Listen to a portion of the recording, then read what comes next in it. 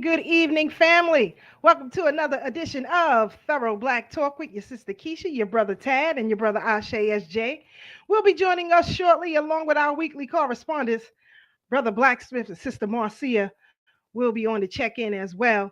Hope everything is going well for you so far this week. I hope that you and your family are in the best of health, mentally, spiritually, financially, and physically. I hope all the best for each and every one of you. And if not, that you attain it quickly because we living in crazy times right now.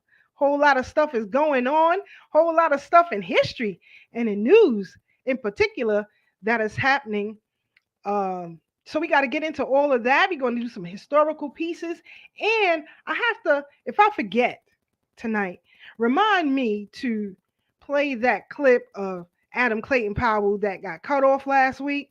I don't know what happened, but sometimes when it get too hot on Thorough Black Talk, these streaming devices like to mess with us. So it is what it is. I'm used to it by now. But in today's Black History Facts, I believe today is the day, May 11th. Yes, May 11th, that we lost Bob Marley, the great reggae extraordinaire, the father of Jamaican music, the icon, um, Bob Marley. So, peace be upon him for all the great music that he left us. In particular, for the people in Jamaica. Shout out to Jamaica who always checking us out. All our people there. We love y'all. We love y'all. We love y'all. Definitely appreciate y'all checking in with us each and every week. But if you ever go to Kingston, Jamaica, check out the Bob Marley Museum. They had actually turned his property into a museum because not only did he have his home, but he also had a garden and the music studio. All of that is on the property. When you first enter, there is a huge statue about Bob Marley as you enter. And in fact, you can't say Jamaica without saying Bob Marley. So, for all of those people who travel to the island, excuse me, and are often told to stay away from Kingston, no such thing. No such thing. You got the Bob Marley Museum in Kingston. You got the Peter Tosh Museum in Kingston. So don't be afraid to venture out. It is the capital city of Jamaica. In fact, not too far from the Bob Marley Museum is a place called Devon House, which was one of the first plantations in Jamaica. And so they have some sites there that you can check out as well. So it's a lot of things in Kingston, Jamaica. People talk about, Montego Bay and Negril and all of these different beach towns. But Kingston is the capital city of Jamaica. There is New Kingston and Old Kingston. It's very easy to travel throughout Kingston. Like if you're in Kingston, it's easy for you to get to Ocho Rios or to Negril or Montego Bay, right? Because all of the transportation hubs are right there in Kingston. So if you ever want to really learn the island, um, I would encourage you to take a trip to Kingston just to see, the business center that is there. Um, all the clubs, the party life, everything is right there in Kingston, different restaurants. So it's like any other city, any other metropolis, if that's what you're looking for. Um, and if you go, I can give you some tips. Hit me up in the DMs. I can give you some tips of where to go. What's cool, what's not cool. You know, but neither here nor there. Salute to the great Bob Marley, and for all of his contributions um, as far as music is concerned. Also, today is Minister Louis Farrakhan's Earth Day, so shout out to him. I think he's 83, if I'm wrong. Somebody let me know. But today is his Earth Day as well. So we got to give shout outs to him. Now, I know you guys have been paying attention to what's going on in the news. We're going to talk about some of those things. We're going to give you some historical facts, as I said earlier. And also, what I want to start out with is I had the opportunity to go to a concert earlier this week, um, Sunday to be exact, um, to see two of my favorite artists. For those of you who don't know, I am a fan of, country soul music. I like it. I love it. It is some of the most race conscious music that you can ever get into, believe it or not. When you talk about music that will soothe your soul, music that will educate you and feel good about being straight, being black, and being proud. I mean, when I listen to Miko Marks or, Reese Palmer, who I had the pleasure of meeting at that concert, got to talk with them sisters, engage with them, and also being the only independent or otherwise. Let me say that again. Being the only independent or otherwise black media to cover them,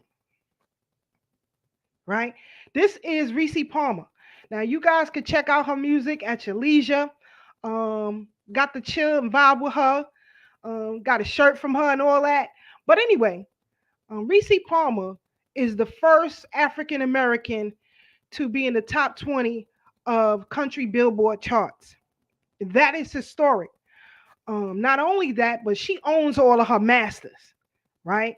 She went through a lot because once she got that recognition, it was stripped from her, or attempted to strip it from her, nonetheless, because when black people come through the door, we come through the door.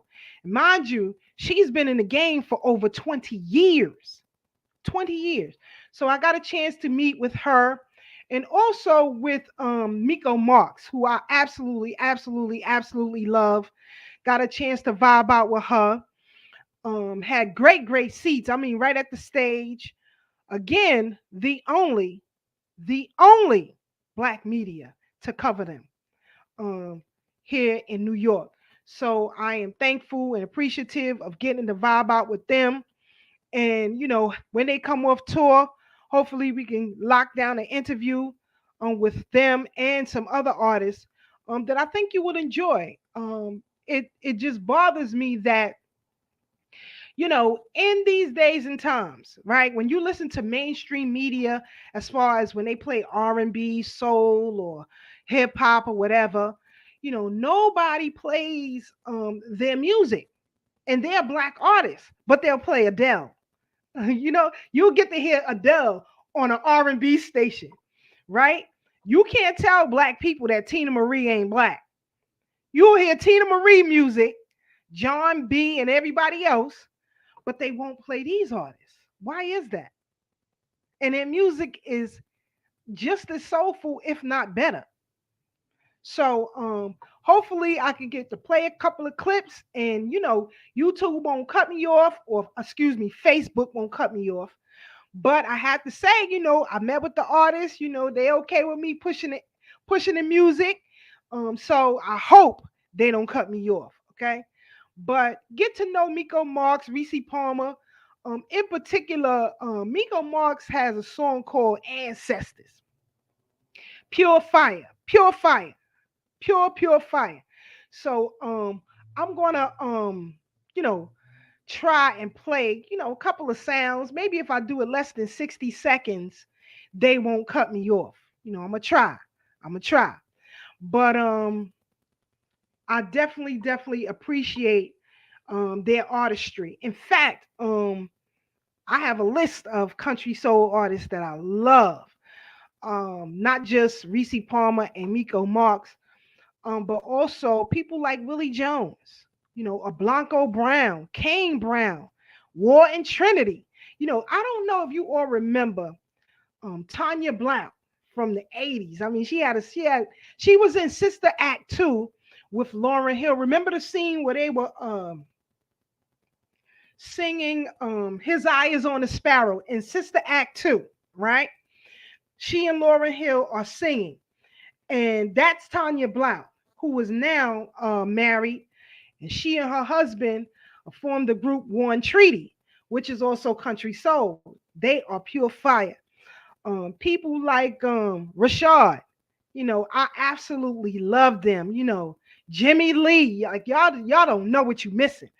And it's sad because even in streaming spaces like Sirius FM, right? If you're not listening to a white country station, you won't hear them, right?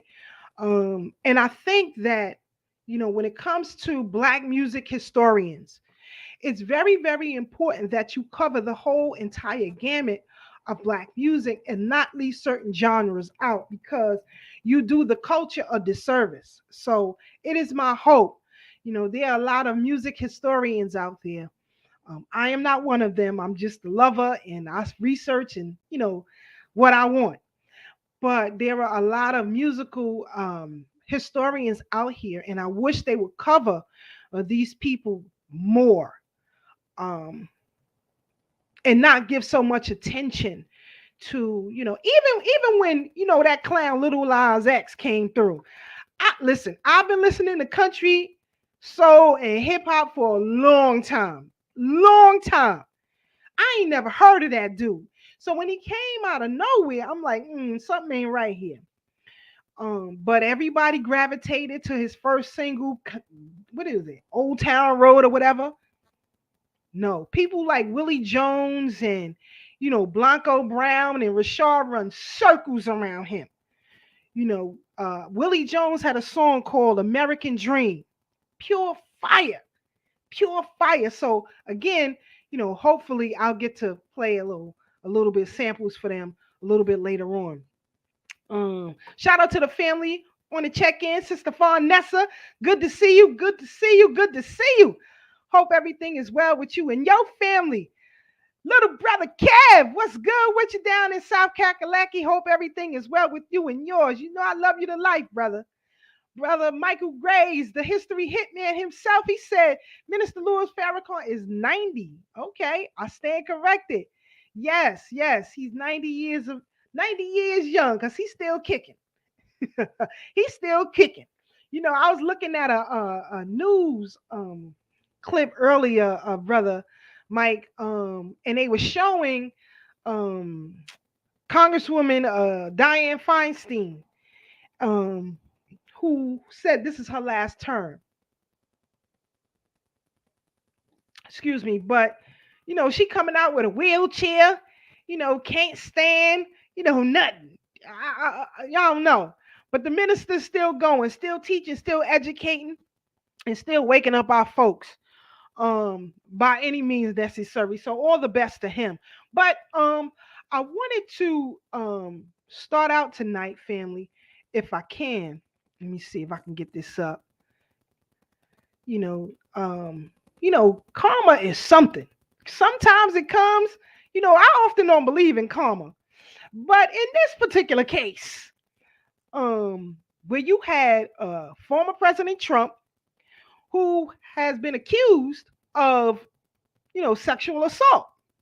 Now, before I go into this, remember the shenanigans he put forth, and I know this is Brother Black's men, so I was gonna wait till Brother Black get in here, but we're gonna deal with this off the rip.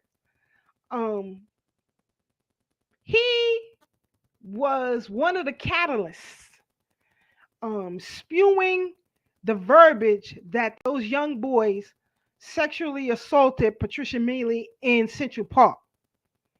In fact, he took out a whole newspaper spread calling them, all kind of names, saying they needed to get the death penalty and all that, even though there was no concrete evidence, that they did anything to this woman. So here you have young boys at that particular time tried and convicted and sentenced to prison, and all because of someone's word or an atmosphere that was protruded through the city, right? So now, several years later, I don't know why people like to let things like this slide.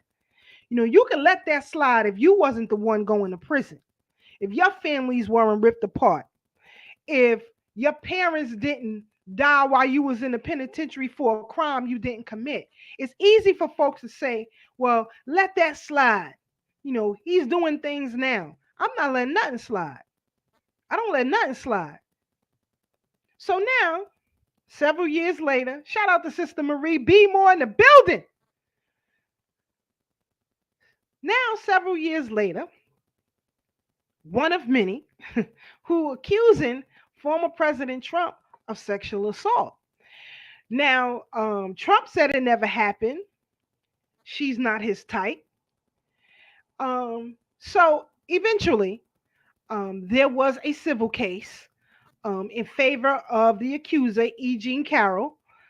Now, E. Jean Carroll is a nut. Now, I can say that because I'm going to let you see this video. You cannot, and brothers, let me tell you something. Pay attention to these cases because they'll be coming for you next. You next. Especially those of you who can't keep your sexual prowess under control. I don't let sexual degeneracy slide because that means you got an issue, right? So I want the brothers in particular to be very careful with how you engage females today. Because if they can do it to him and them, you're next. Let me be clear, you have always been accused of sexual assault, even in the presence of a white woman. Let's not forget what happened in Rosewood, Tulsa. Let's not forget what happened.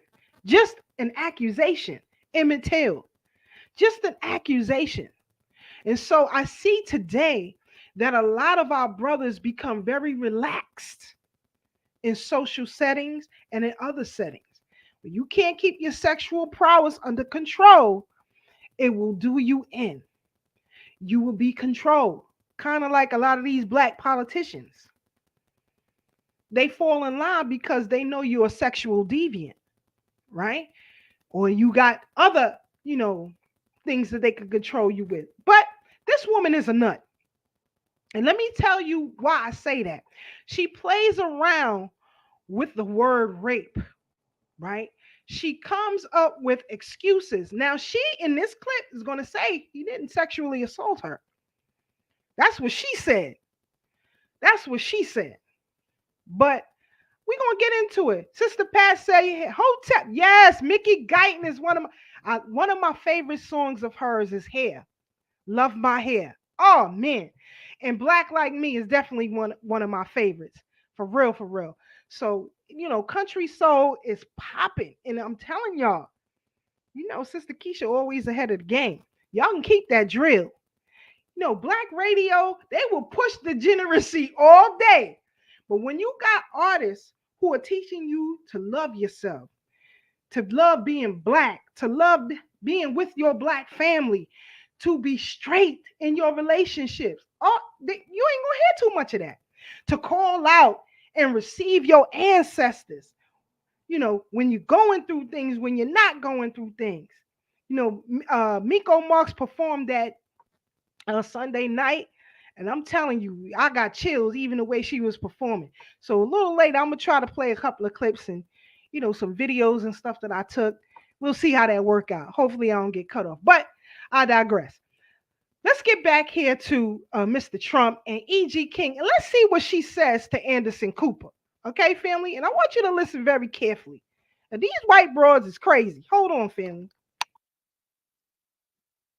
I want to begin just by asking you about the latest thing that the president has said just short time ago. He gave an interview to The Hill. He said, I'll say it with great respect. Number one, she's not my type. Number two, it never happened. It never happened, okay? I love that. I am so glad I am not his type. I am so glad. This was 20 years ago. And I probably was, at that moment, in that 5 minutes, the most attractive woman in Bergdorf's. in that one bit of time. And you think that's what it was about for him? I don't know what it was about. Anderson, we were having a high old time. You remember Donald Trump, hail fellow, well met, walking up and down the streets of New York, greeting everybody. Everybody liked him. You're talking about 1995, 95, 96. He was Shakespearean. He was great. You'd love to see him on the street. So when we met in Bergdorf's and he said, help me, advise me to find a president, I was delighted. I was thrilled. I thought, this is hilarious. I'm wondering, the statement that he said, which he's just made, which is, she's not my type, number one, that was the number one thing. I love that I'm not his type. He has said that previously. There was a woman, Jessica Leeds, who came forward, and he said, I think we actually have the tape of what he said, and it echoes similar language. Let's just play what he said about Jessica Leeds in front of a crowd. When you looked at that horrible woman last night, you said, I don't think so. I don't think so. She would not be my first choice, that I can tell you. Man. You don't know. That would not be my first choice. He also called Miss Universe fat. Miss Piggy, I think he called her. Miss Universe, one of the most beautiful women in the solar system, and he called her fat. The other thing that he said is that you are totally lying. He said, again, in this new interview, he said, totally lying. I don't know anything about her. I know nothing about this woman. I know nothing about her. It's just a terrible thing that people can make statements like that. He's denied all 15 women who've come forward. He denies, he turns it around, he threatens, and he attacks. Let's talk about what you say happened, because obviously the details of it all matter. And this is, I should point out, just part of, this is one person you talk about in your book. This is not a book about Donald Trump. There's not Donald Trump on the cover. This is about your life. And we don't even mention his name. I mentioned his name once in the book. Once. So you say you were in Bergdorf Goodman. I was coming out of Bergdorf's. Which was a store I heard you liked a lot. It's a posh and cozy. Your whole face lights up when you talk about Bergdorf Goodman, by the way. I was just there today. Okay. I just loved it. So I was coming out and he was coming in. He was standing out and he put his hand like this. So I did not go through the revolving door. He came in. He said, hey, you're that advice lady. And I said, hey, you're that real estate tycoon. He said, come advise me. I want to buy a present. I said, oh, for who? He said, for a girl. So I was enchanted. It was such a great moment. So how about the handbags? Oh, no, he doesn't want a handbag. Well, how about a hat? So he strolls to that. And had you met him prior to that? Just once, briefly. There's a picture. That's where the photo of with my ex-husband and he with his ex-wife. A very nice. It's a very nice. Which, by the way, he had said he's never even met you previously. Obviously, the picture which we have, tells a different story. So we went to the hats, and he immediately grabbed a fur hat, of course. And I said, "Oh, you can't put a dead animal on your head." And then I found out later, of course, all of his women wear those fur hats. Ivanka. You've seen pictures? They all wear. Okay. So he asked. I said, "How old is the young lady?" And he said, "How old are you?" And I said, 52. And he said, "You're so old." He said that? Of course. He said, "You're so old." And shortly after that, he said, "I know, lingerie." Or he could have said underwear. And so we went up the escalator. We went to the lingerie department. It was empty. There was nobody there. There was nobody on the whole floor, frankly. I think you go through bathing suits and cruisewear, and the store was not populated at the time. Nobody. Okay, now where is we talking about sexual assault here? Because hold on, family, I want to go back. Give me a second. Let me show you this. Hold on. He says Anderson Cooper actually gets uncomfortable, right? When she says, he didn't sexually assault me. It's the fantasy. Hold on. Say it with great respect. Number one, she's not my type. Number two, it's a larger and more troubling story of collective indifference. Somehow, and we'll explore the reasons why, the fact that the president has been accused 14 other times of unwanted sexual advances or outright sexual assault has numbed people to just how abnormal this is, these kind of accusations. When Bill Clinton was accused 2 decades ago, it shook the country. Well, now the country shrugs as if one allegation is an outrage, but 15 are a statistic. Case in point, a lot of US presidents can't control themselves, sexually. Can't. So Donald Trump isn't the only one. Mind you, he never sexually assaulted her. She said, and I quote, it's the fantasy, right? It's the idea. Now, I don't know, what other people think, but when you accuse someone of sexual assault, that means just that, sexual assault, meaning this person attacked me in some way, sodomized me in some way. Hold on, let me show you. I think it's important you know context and the truth. First of all, this is her. Feel like a victim. I was not thrown on the ground and ravished, which the word rape carries so many sexual connotations. This was not sexual. It hurt. But I think most people think of rape as it is a violent assault. It is not. I think most people think of rape as being sexy. Let's take a short break. Rape as being sexy. You see what I'm talking about? These people are out here crazy when you got real women who are being sexually assaulted. Real women who are being raped out here. And this one is playing games. She said it's the idea, the fantasy. No, he never raped me. So I'm confused here. But it's a money game. It's a political game, right? The Democratic Party has to throw light on the Republican Party so that they can save face for the Biden administration, because Biden plans to run for a second term. He doesn't want the theatrics of Donald Trump to play out again the way that it did the first time around, because quiet as it's kept, Joe Biden's numbers are the lowest of any president in the history of the United States right now. Mainly because of issues with his and his family's business dealings with other nations around the world.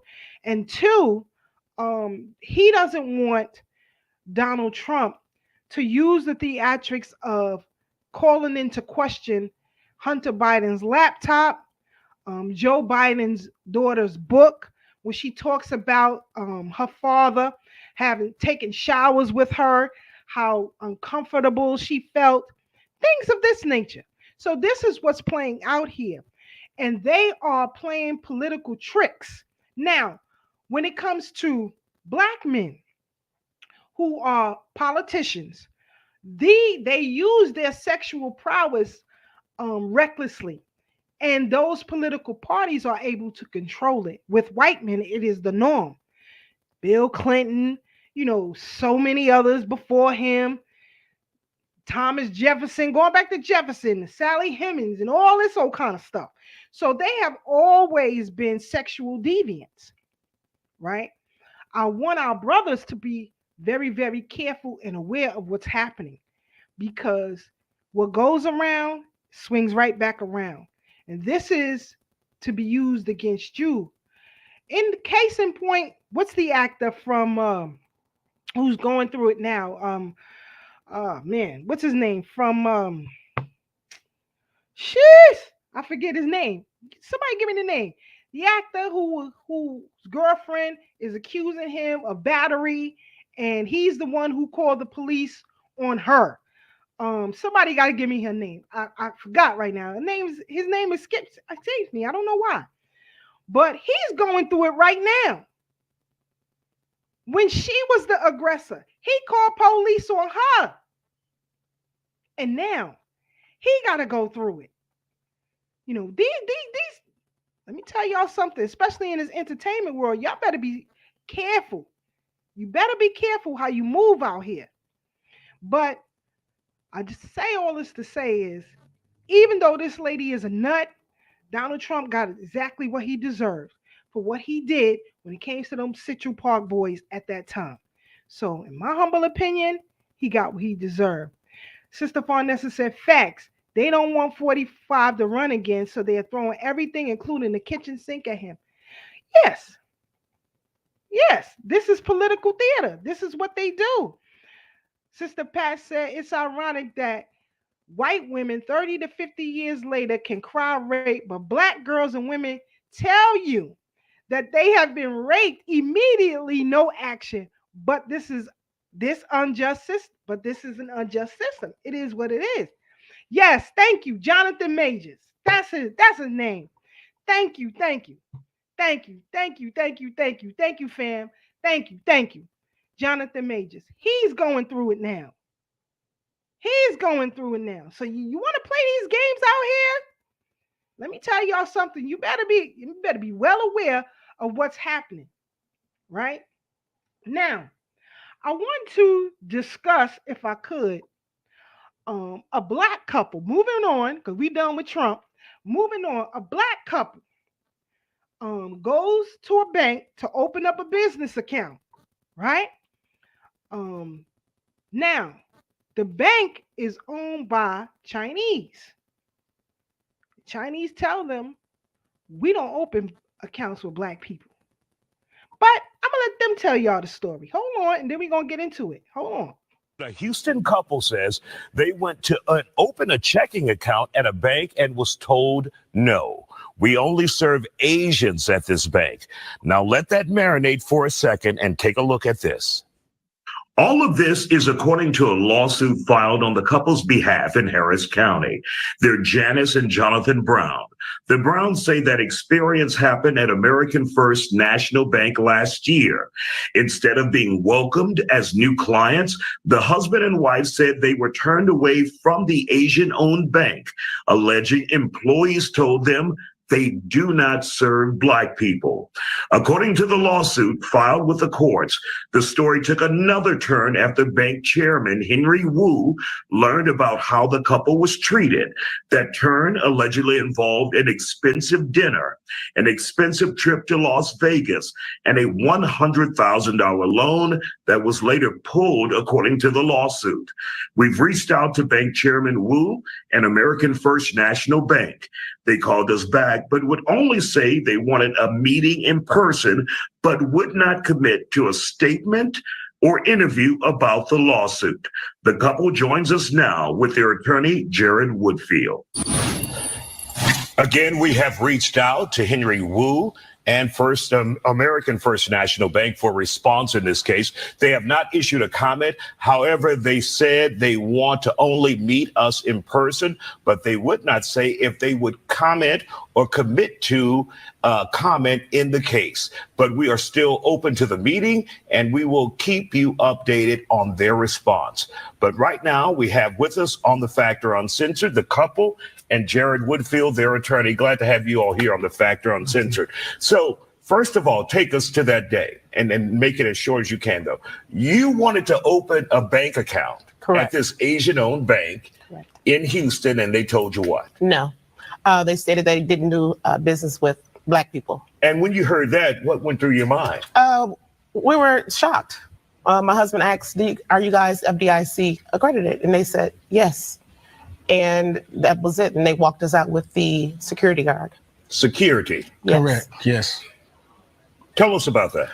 Well, after they had, said that, they don't do business with blacks, I looked around at the walls and seen that, it was FDIC approved. And I said, like my wife stated, I said, are you guys FDIC approved? And they was like, yes, but, we don't do business with blacks. You need to go find you another bank.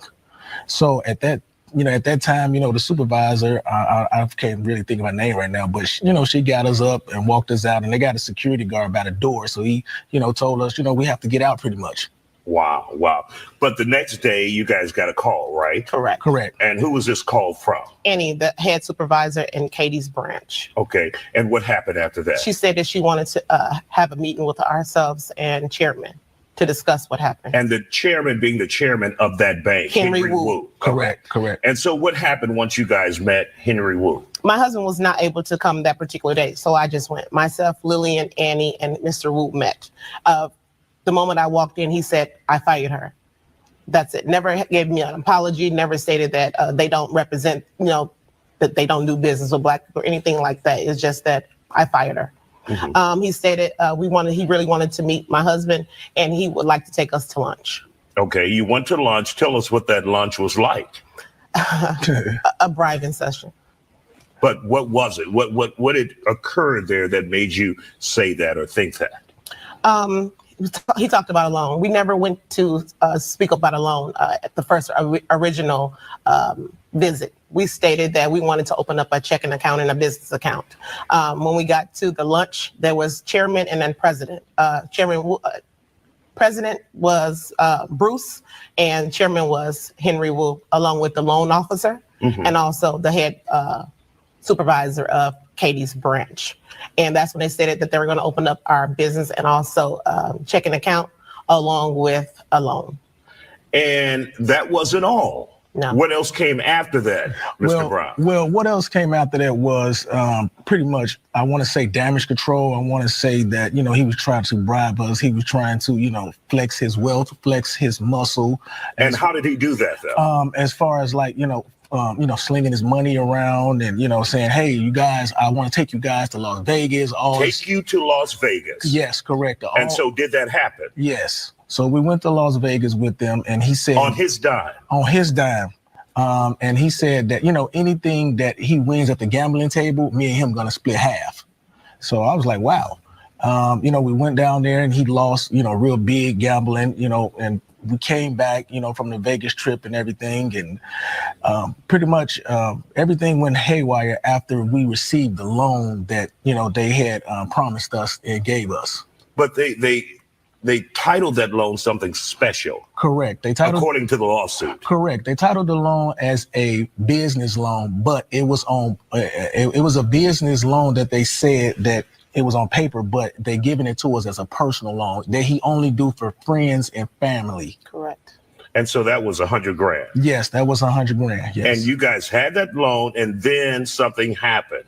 Right. So what had happened was that, me and my wife, my son, he had, had his carry and conceal, and he was old enough to purchase a handgun. We went to the gun show and, brought him a firearm, for his birthday and stuff like that. And right after that, they took the loan back. They made our account negative, and didn't give us an explanation of why they took it back. But from what we had knowledge of, that it was a personal loan, not a business loan.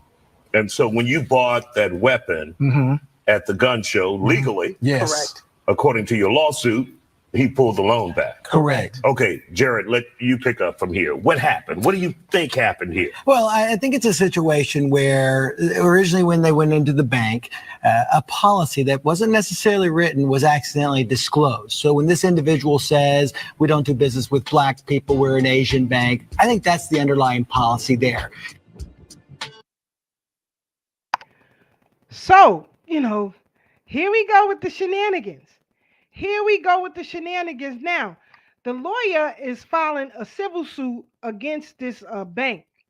My problem is, where is the FDIC at? Because they're in breach of their charter. They're in breach of the charter. Now, you have the Bank of China in Midtown Manhattan. You better not walk in there. You better not walk in there. If you think I'm playing with you, go ahead and do it. Go ahead and do it and see for yourself. Y'all don't gotta believe me, but this is what's happening out here. Everybody is against us. You have no friends. So it puts into question, what are these African leaders truly thinking when they think they're going to get a better deal with the Asian as opposed to the Yoruba? And then you have them asking us to return home. Are you crazy? Are you crazy? No way in hell. No way in hell. You even got Asian people who are telling you to boycott Asian businesses. They telling you, stay out of these businesses because these people are against you. You got a Chinese woman who's going viral telling black people, stay the hell out of Asian businesses. They don't like you. They side with white supremacists to fit in, to do what they have to do. They telling you this. If you don't, hold on. See, y'all think I'll be playing. Hold on.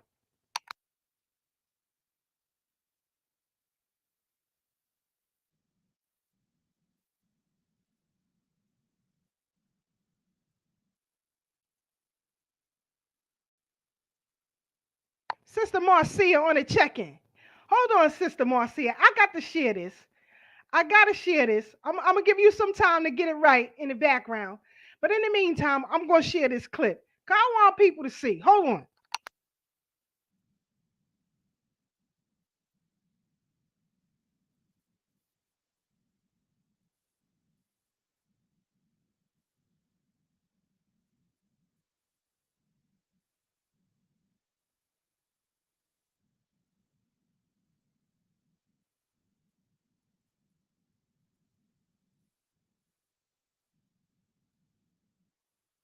Like at this point I support boycotts.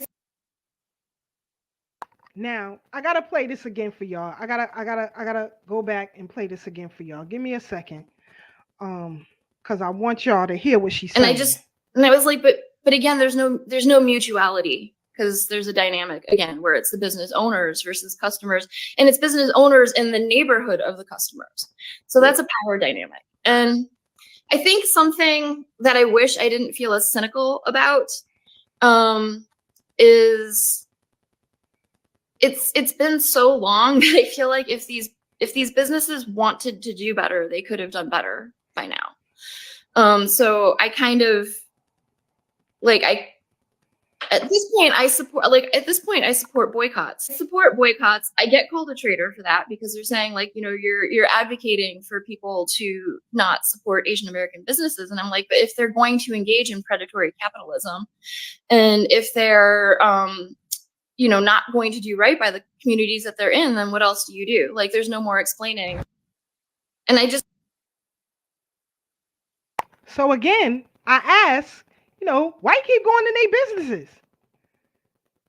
Case in point, Red Apple Nail Salon in Flatbush. When they beat Mrs. Thelma and, you know, her granddaughter, like they were runaway, whatever. Beat them with broomsticks and everything else. We literally had to threaten Black women not to go into that store. I literally had to threaten some sisters, old and young. Because you old, you don't get a pass. You a traitor, in my opinion. We had to threaten them. If you go in this store, I'm going to break your jaw. Now, we could fight it out however way you want to do it. They didn't want that smoke, but we had to threaten them so that they wouldn't go into those businesses. Sister Marcia on the check-in, what you thought about this clip I just played? Well, you know, first of all, hello, family. Happy a new week, a new everything, a new Black craziness. But on the first clip, right? The banking system.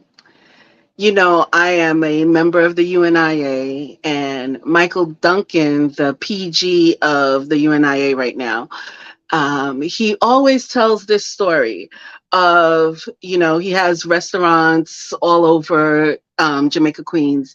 And he always tells the story about, you know, going to purchase items. And one time he has a Korean friend. He goes to the Korean friend and says, hey, how could I get into your association so I can purchase more items at a bulk? And the guy told him, the Korean guy said, or the Chinese guy says, oh no, this is for us. Where is your association that's going to feed your people? And he's like, you know, that's right. Like, why am I knocking on their door? Why can't I create my own association to feed my people and to feed all of these Black restaurants in the area? And the point in fact is that because we have such huge egos, we somehow can't seem to find ways to get along against the enemy. You're not getting along to get along with each other, but against a common core. You know, what is the code, like Sister Keisha always says? What is our common code for our liberation? I don't think we found that yet. And yes, this sister is right. Like, you're going into these businesses. Number one, they don't speak their language to, they don't speak your language to you. They don't even care. They will speak their own language. They'll put their menu up in their language, and you have to decipher from the pictures on the menu what you're going to eat and enjoy yourself. I'm not going to tell you not to enjoy yourself, but at the same time, we have to be cognizant of the silliness that we do to perpetuate the hate that we receive. We're not receiving this hate just because. We're receiving this hate because we're allowing it. We're tolerating it. We're saying it's okay. And they understand this. They may have had some oppression from white supremacy too, but they figured out how to band together and make those people look at them differently now. Look at how they're creating a whole banking system. Poor Arafat was trying to do a whole banking system, and we knocked the brother down ourselves. You know, I believe it was under Obama Arafat was taken out, right? So we're knocking our own people that are trying to create liberation for ourselves to appease someone who's never going to care about ourselves. We are the only ones to free ourselves until we remember that. And, you know, like Garvey says, up you mighty race, you could accomplish like what you will, but I don't think we're ready to accomplish anything. But those are my thoughts. Good. I think somebody asked, why did they go to Vegas with them? You see, this is what I'm saying. They will use your weaknesses against you each and every time. Right. Each and every time. Sister Pat, she said, why did they go to Vegas? They will use your weaknesses against you. It's the same like with the heads of state in all of these African nations. They use your weaknesses against you. Mm-hmm. But you want me to return home. So you want me to go from one oppressor to the next. They know know our weaknesses. We're the only ones that don't really understand our weaknesses. Oh, because you see how the guy says, he says, whatever I win, you get half. And he was really excited. He said, whatever I win, you're going to get half. And then the guy came out broke. Mm-hmm. So he already was excited and anticipating to get this lump sum, and now you're marginalized as a friend until they see perhaps you're making some power moves in your family, you're militarizing your family, and this can't go down, and you can no longer have a family loan because you're not part of the family. Mm-hmm. And you're too comfortable to, okay, at first they knocked me out, but now they're letting me back in, so it's all good. No, it was never good. And my other problem is, why do they have a Blanco attorney? That's another situation right there. Because if you're really crying for liberation, that's not who you're gonna go for. You're also not gonna go for that other Trump rhyming name guy, but we gotta figure ourselves out, my people. We could do this.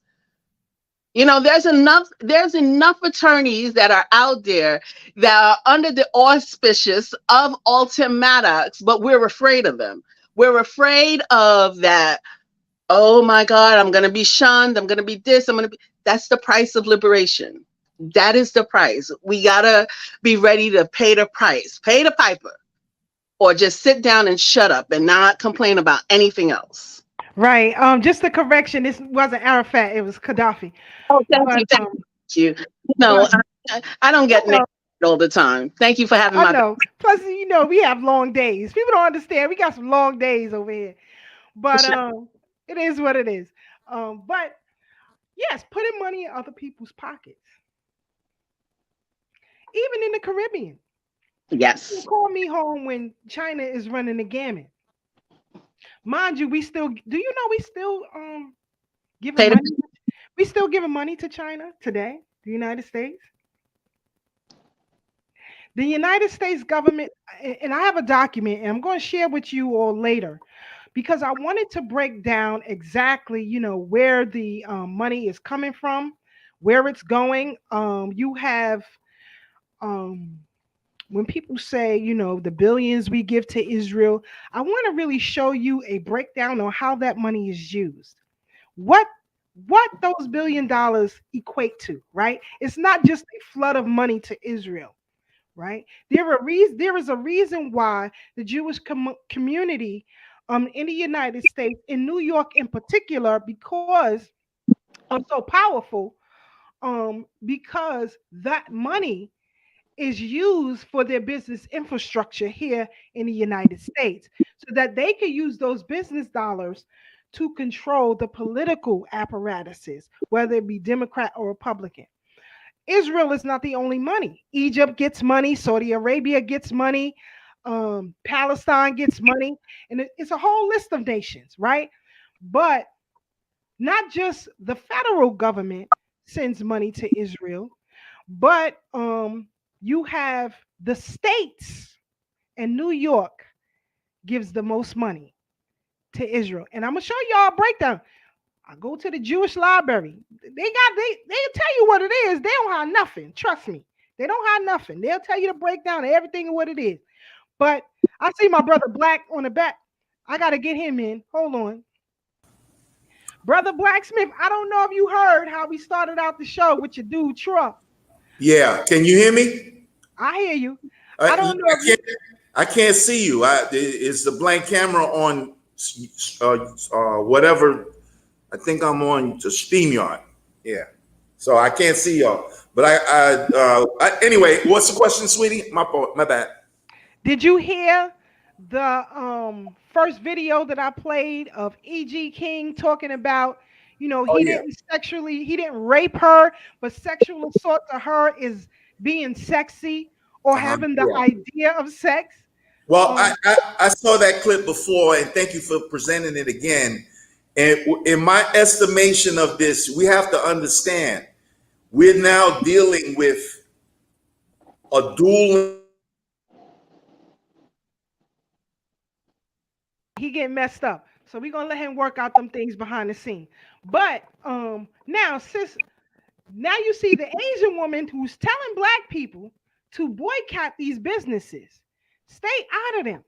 But it's like pulling teeth for Black people, especially those of you who like your hairs and your eyelashes and all that. Y'all give them all the bread. But especially too is that the workmanship of our people, right? I try frequenting sisters shops and stuff like that. I like to get my nails done and stuff like that. Sisters don't like to do feet. That's part of the deal. No, we don't like to do feet. Or I recently went to one sister shop, and the sister did my nails however she wanted to do them. I had to be a little bit aggressive at some point, like no, no, no. But then I became so tired, right, that I was like, just get me out of here. I've been here since like 3 o'clock. It's now going on 8 o'clock, and I'm still just getting my nails done. If I go to those other folks, I'm in and out in 45 minutes, an hour tops. Why is the workmanship that way amongst ourselves? I could understand, oh, I'm going to give you a little bit more quality service. I could understand this, but you're actually not really doing a little bit more quality service. If I have an appointment to do something, it should be done in that appointment time. Now you're pulling in a walk-in, and now I have to sit there and wait, and I'm patient and I'm good because I want to frequent my own people. But my own people make me feel so sad sometimes that I just find different folks, and it's not my fault. It's that I want to just do my nails and leave. I don't want to stay there and have a rap session or think I'm doing a studio album for 4 hours just to get my nails done. I'm sorry, that's not what I'm here for. And you're not even feeding me. So now, and when I'm hungry, I'm not a really nice person. So I'm not, it's service. Service. brothers and sisters, we must be better with our service to one another. And not only with just nails and hair, but even in communicating with one another. It is our level of service to one another that can change things, right? That can change our way towards liberation. We have poor quality services, unfortunately, but we'll get better. I have faith in that, but I must complain about this too. I must be free to. Absolutely. I don't do bad service. I don't play that. No, no way. Not when my money is involved. Because we all work hard for our bread. Mm-hmm. All of us, we work hard for our bread. And I know this to be certain when it comes to us, our people like to be lackluster with us. But other folks will come in and you on it. You on it. Like you said, a lot of people now to open up businesses, right? And they try to do everything. This is why other folks are beating you at the game. You refuse to hire people who can teach you what service is to make sure that you have a consumer base that, number one, is loyal to you. Number two, spread the word about you. Mm-hmm. Right? We get a lot of lackluster we get lackluster with each other, and we can't do that. This is one of the reasons why Black businesses fail.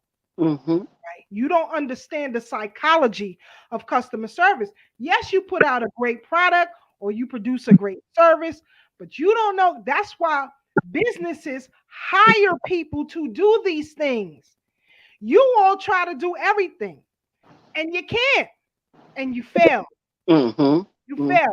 Or if you're a restaurant and you say you open, I don't know, 1 to 11, but you don't open up till 5 and it's every other day, something is problem. If I don't get a product you said I was going to get and it takes me a year to get a refund, there is a problem. Shame. There is a problem. So yeah, we definitely got to get better with all that. Mm-hmm. Mm-hmm. And we can't be afraid to receive critiques, but that goes back to the whole ego thing, right? Because if someone criticizes me or someone does things a little bit differently than I'm used to, you want your company to grow. That's the most important thing about any business is its ability to grow. And if someone comes in with innovative ideas that you weren't prepared for, just say, I'm really not prepared for these innovative ideas, but I'm willing to listen. I'm willing to see where this takes me. But sometimes our brothers and sisters just want to, oh, I know this is the way that works. And you know this is the way that works because you've been instituted in a corporate environment for so long that you're only looking at it from a corporate model and not from a liberation model. And that's something else we need to look at. How do we look at our different business models? There's something else when it's capitalist driven and liberation driven. There's two different models, and we need to be able to explore these things in business and in everything in our lives. Definitely, especially if you want to, for those of you who are looking to move into the manufacturing side of things, right? You have to understand that you have to hire people and form departments within your corporation to make sure your business runs and runs smoothly, right? Teamwork makes the dream work. You can't be a team if it's just I. Mm. That doesn't work, right? So we have to get better, as you said. Now I hear a lot of that across the board. One of my sisters was just telling me that the other day. We done. I'm done. Because this is crazy. This is crazy. But it is what it is. Brother Black is back in. I wanted him to finish his point, if you could. Go ahead, Brother Black. You got to unmute, Black.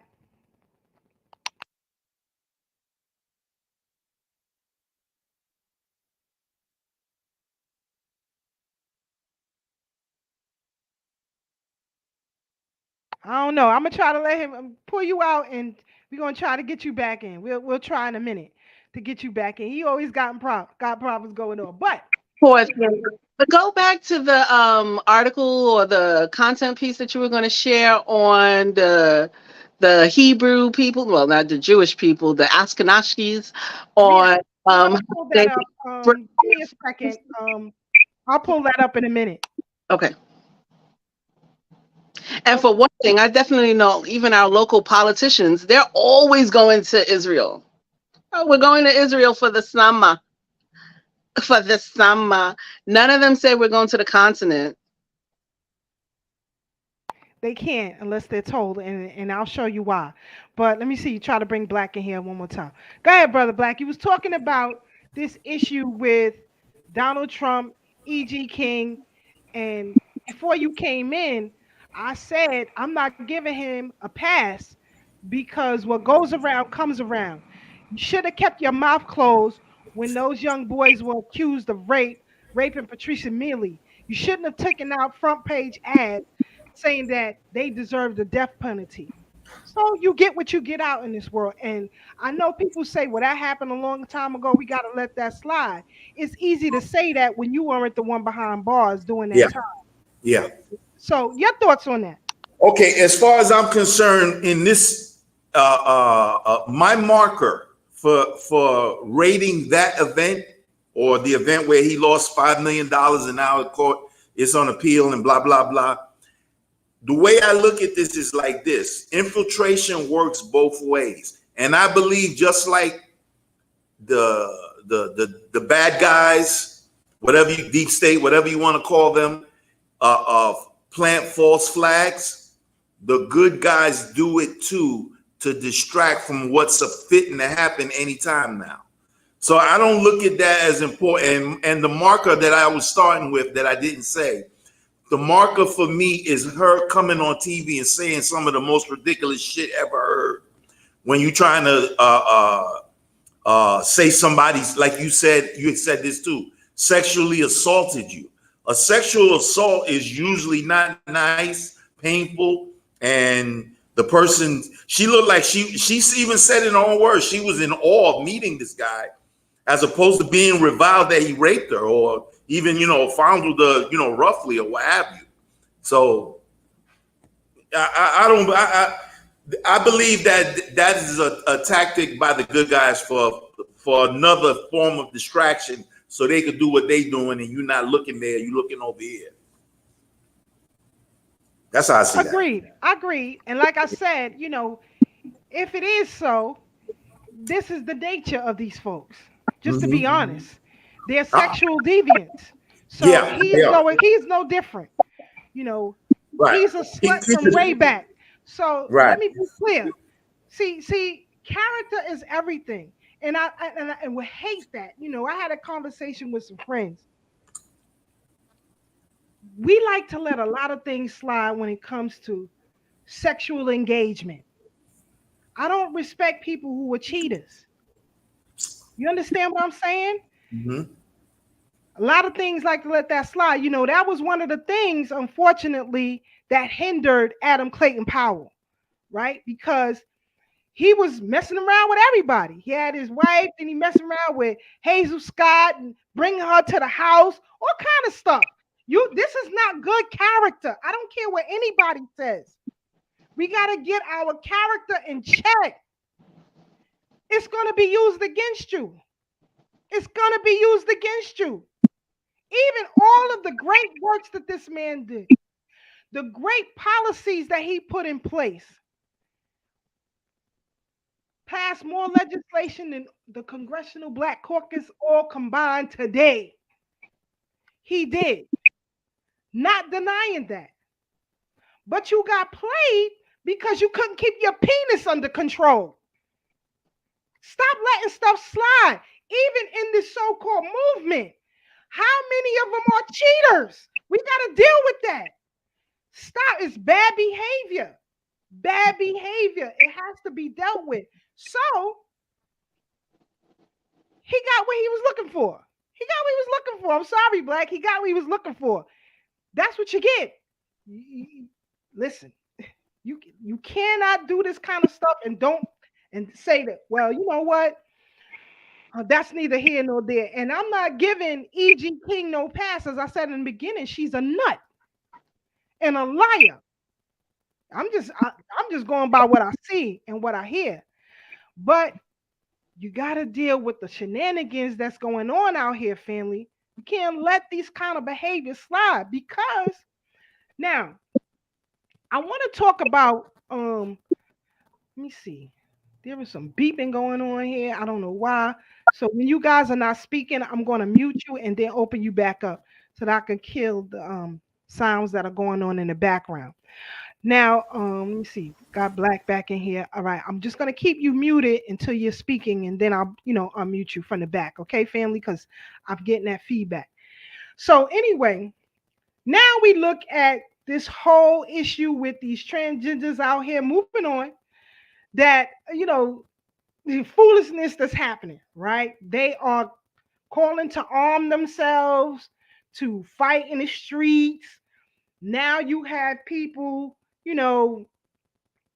talking about detransitioning, silencing that detransitioning movement, which is growing rapidly. You guys can go back to our early broadcast where I talked about this movement was growing, and there were class action lawsuits against for children against their parents who forced this thing on them. But I like to go to the beginning of things before we show these videos. I like to go to the beginning of things, right? Now, here in New York, which is the breadbasket of degeneracy as far as politics is concerned, in my opinion. Do you guys know who was the first in the Senate to push Marriage Equality Act? Does anybody know? This guy, Mr. Sampson, who was later convicted on ethics and fraud charges, and was sentenced to 5 years. I think in 2017, I think it was.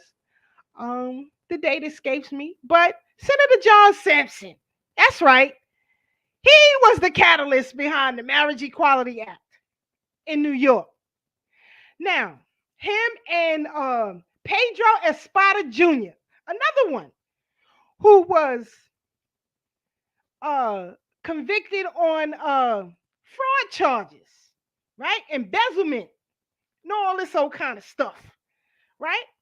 So you got to see, when you had Black politicians who came in and said that,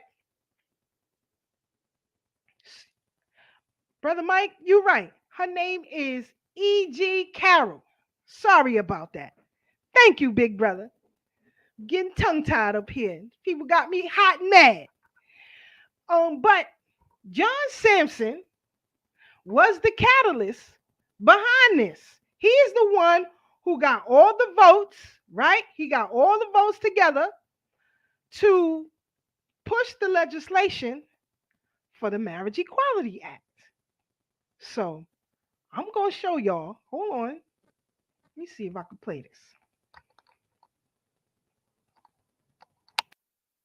President Obama has changed his position about same-sex marriage, which he said was evolving, and apparently is now a supporter of that. What do you think of that? Well, I think I understand how the president got to this point, because my position did evolve, where initially I wasn't in support of it. But after just engaging with my colleagues, particularly Senator Duane, and engaging with other people, my thought process evolved also.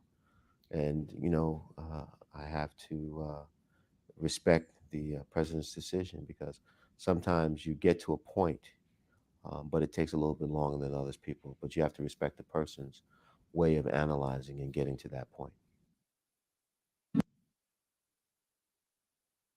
Now, Mr. Sampson, Senator Sampson, was the one who gathered the votes. Now, I want to play a video for you guys. It's a little low, so I hope you can hear it. As a matter of fact, I'm going to start out with this one. Give me a second, family. Here we go.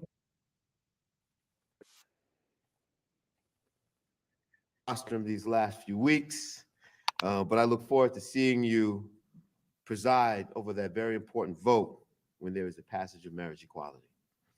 There are some who doubted we would get there. On December 2nd, 2009, after consulting with the advocates and my members, I brought marriage equality for a vote for the first time in the history of the New York State Senate.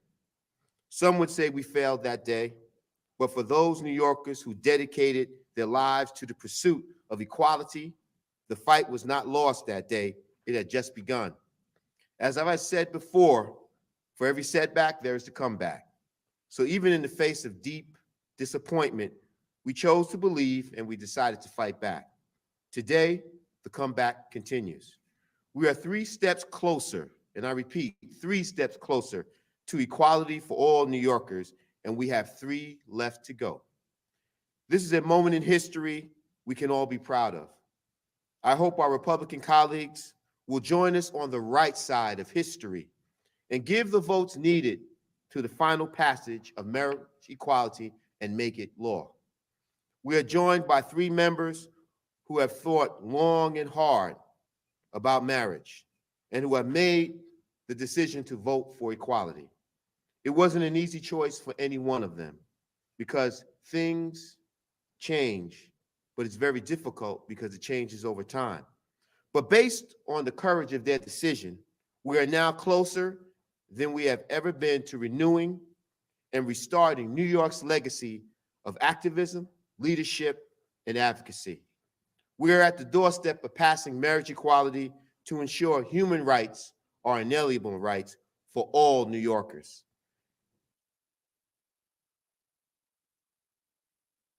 Why he didn't have that energy for reparations? Now, his background, his family ain't from here. Again, you can't have these people speak for us, pass legislation that'll hinder our progress. This is just a fact. This is just a fact. Now, it's funny he did all of this work and later found guilty of embezzlement, along with Malcolm Smith and a few others who were all behind this whole thing, Espada as well. Then, as you saw, Cuomo was in the shot. That's when he was the AG. Cuomo in the shot. He too had this come against him as well. As well. So,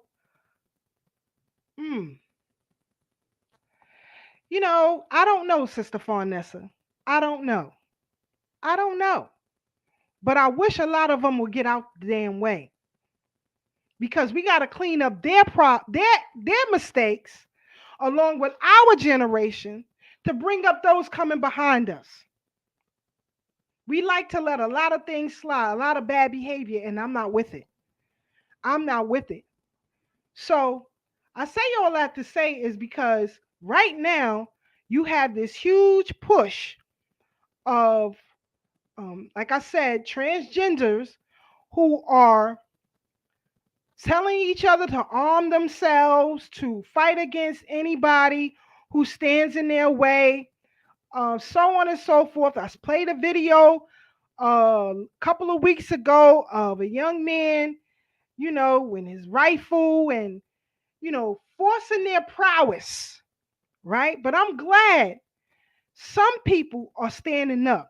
When I saw this student stand up against the shenanigans, I'm like, yes, yes. Now you have transgender, whatever it is, called female, whatever it want to call itself, starting fights with girls in the school. And so another female, real one, said, we had enough of this. We had enough of this. So I'm glad to see the student body. And as parents and as guardians of the community, you have to stand behind these students.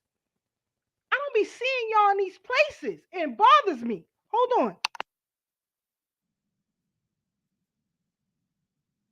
Firstly, the question we must address is why are we affirming the mental confusion of this boy and putting the safety of women in jeopardy by allowing mentally confused men to use the women's spaces? Of course, any male who claims he is a woman will accept it. But what about the women? What about the true girls like myself who are female down to our DNA? Why don't we ever get a say in whether or not we are comfortable with this? The truth is we aren't. The majority of us aren't, and yet nothing has been done to protect the safety of these women. This man is and has been using the women's restroom and locker room. Firstly, the question we must address is why are we affirming the mental confusion of this boy and putting the safety of women in jeopardy by allowing mentally confused men to use the women's space? Shout out to her. Shout out to her. Say that. My young sis. You know, it's devastating.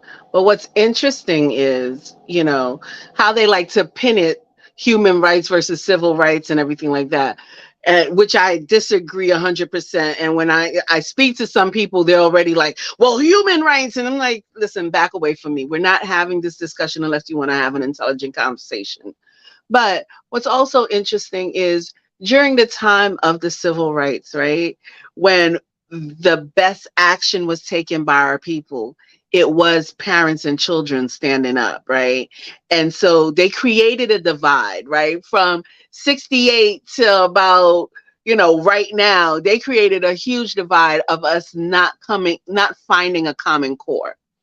This is slowly becoming a common core because our children are really sitting there saying that, now this doesn't sit right with me. And this big old doofus who wouldn't get played no matter what she is in my space. And I don't want them in my space.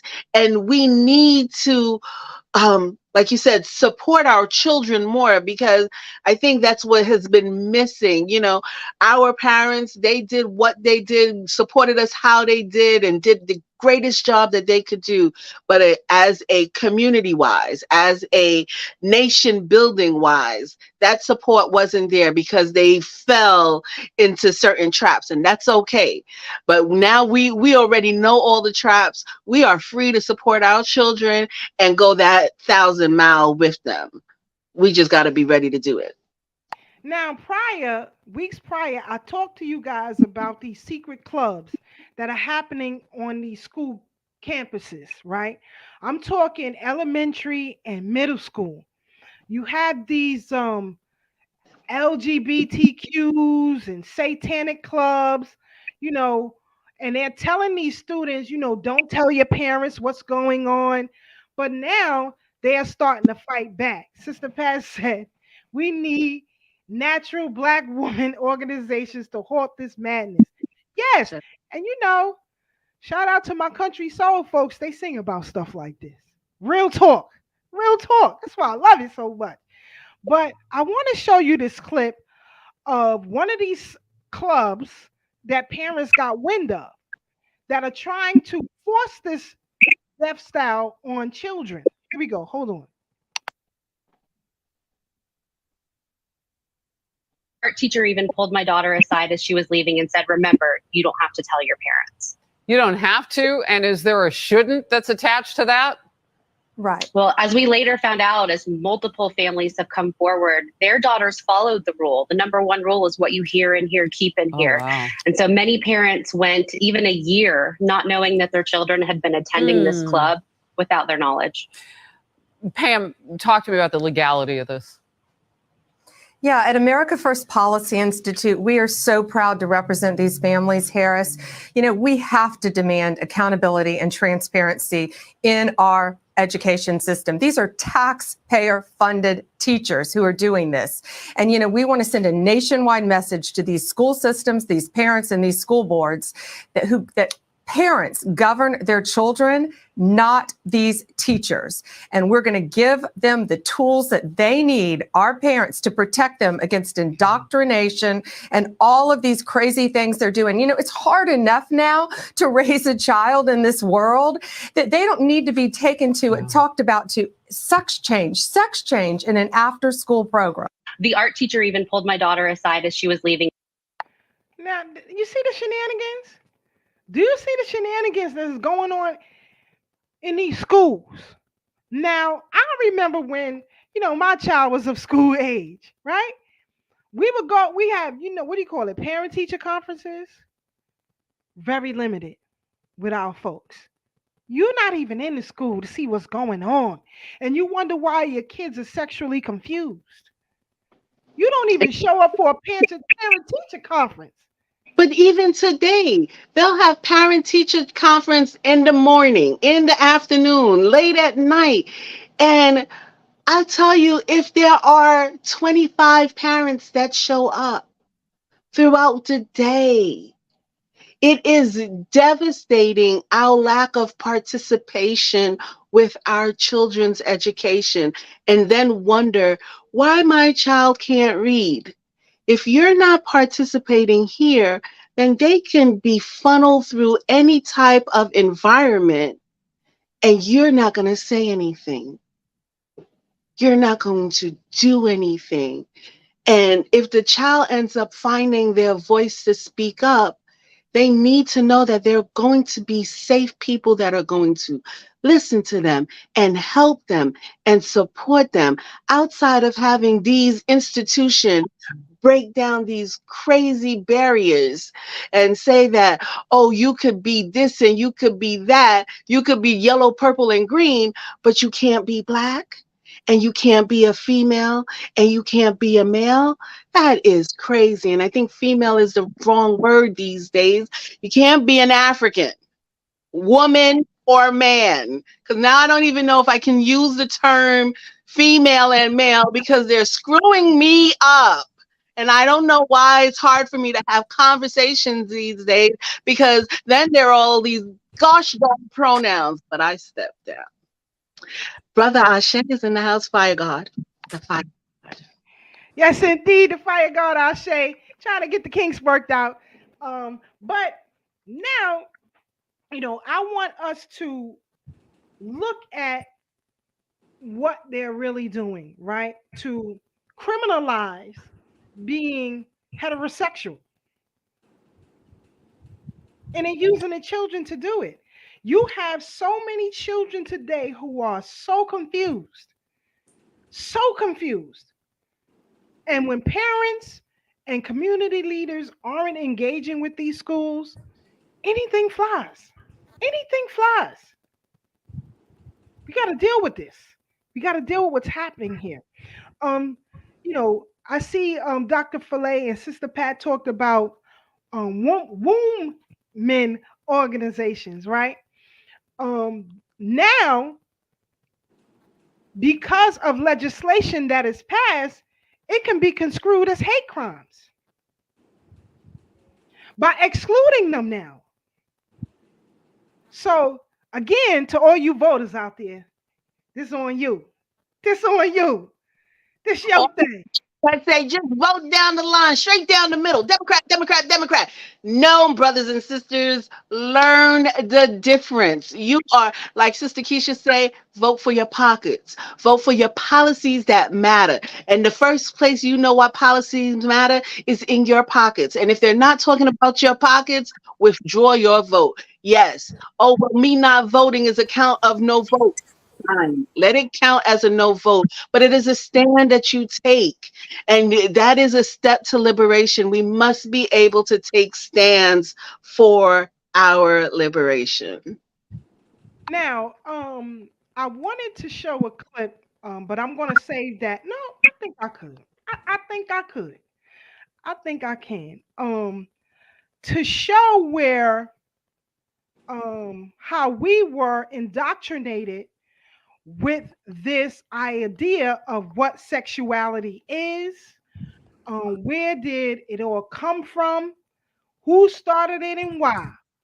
We all know that it came from, in this realm, by things that were done to us during the enslavement. These things have to be dealt with, and we have to heal from these things, right? Next week, I'm going to talk about these sex farms.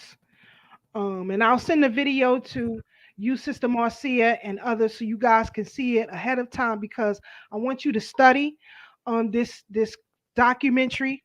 It's about 20 minutes, but I want you all to look at it, because we're going to discuss this topic even further. We're going to go even deeper about this. Now, moving on, moving on right now.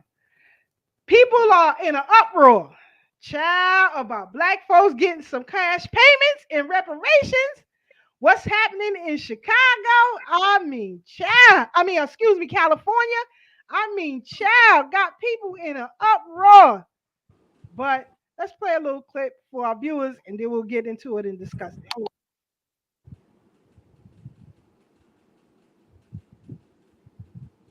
Today and tomorrow, the California Reparations Task Force is holding hearings which are open to the public. So the task force wants to look at righting the wrongs of slavery by compensating descendants of slaves. KUSI's Ed Lenderman has more.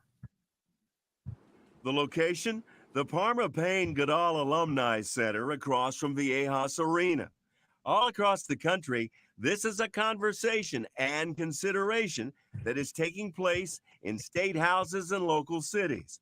But in California, that includes a reparations task force set up by the legislature. In our nation's history, reparations have been given to Japanese interned in World War II and to Indian tribes whose lands were taken and treaties with the government broken. Why not African American individuals and families impacted by slavery?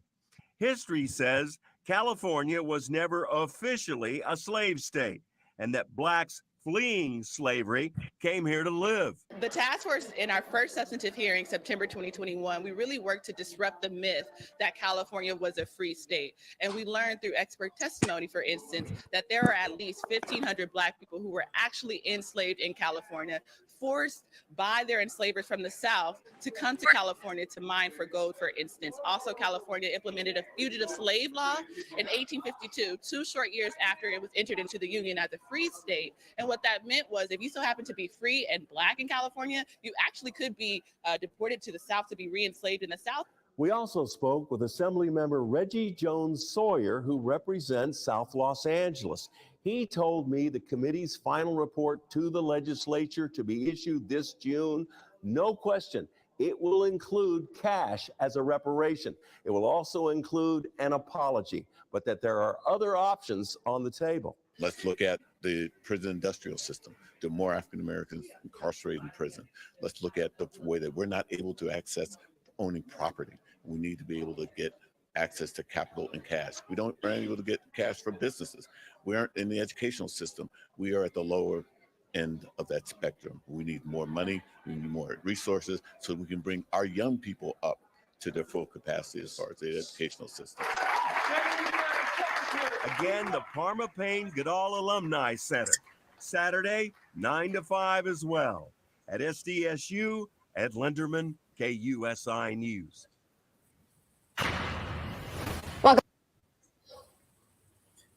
Hey, Keisha, can I hit that? Yeah, go ahead. I met a brother from there. This is more particular to San Francisco. This is not like the whole state of California at the moment.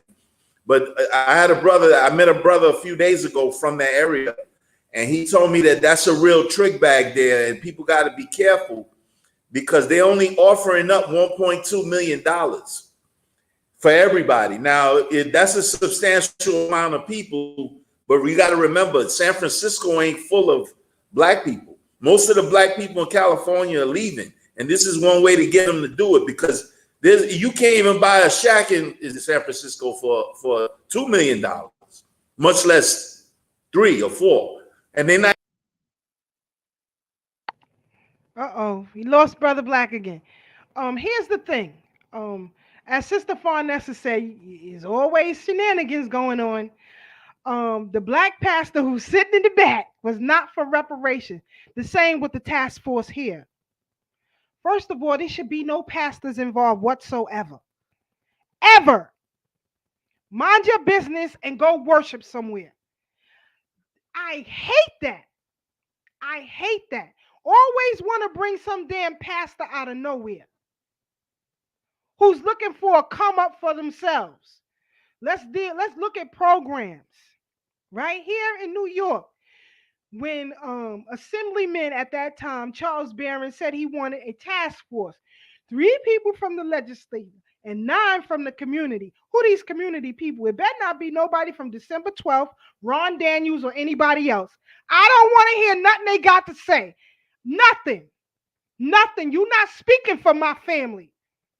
I know my legacy here, documented and all, on both sides. Neither one of y'all can speak for what we owe, period. So I better not see them at all.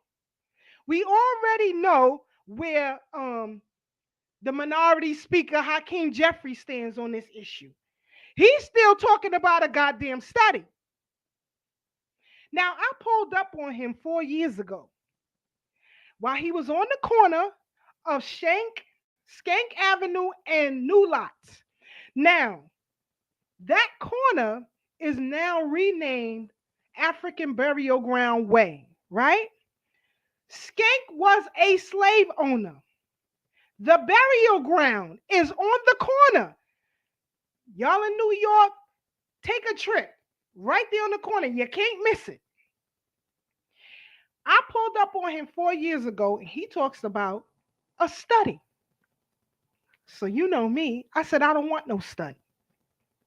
Study what? What are you studying? All of these states. Now, that's why also I took a trip to Wyoming earlier this year. As the sister said in that piece, people were sent to California to mine gold, also in the state of Wyoming. Nobody talks about that history. I went there to look at it. When you have these people who come and start spewing things and they don't know what the hell they're talking about, why do you need a study? Why do you need a commission? There is nothing to study. The first person to ever speak of such was Callie House. She already gave you the information. What are we studying here? What are we looking at? Nobody has an issue. Now you have Black people in these streaming spheres like YouTube and Instagram and Twitter in particular, who were talking about, well, Black people don't know what to do with their money. Nobody had that energy about the Japanese when they were giving reparations for putting in those camps. Nobody says that about these $5 Indians that you're giving all this bread to. Nobody says, well, they're going to blow it on booze and gambling. Nobody said nothing. It's only the control of Black people. Who cares what they do with it's their money. They can do what they want with it, whether you like it or not. And then you had people, and I'm watching a panel the other night. It went about 4 hours long, to be exact. 4 hours of my brain cells being ravaged. Because you had people who were talking about, well, what about institutions that we need to build? That is not the obligation of the citizenry of a country or state. You pay taxes to a country or state. It's your responsibility to make sure they give you whatever you want. Everybody knows that, but Black people, we still begging. You still begging. Just like you had people outside protesting, talking about justice for Jordan Neely.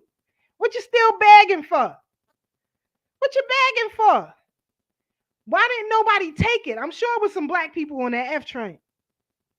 When he was getting choked out, where were the Black people at? Did they scatter and run? They were videoing.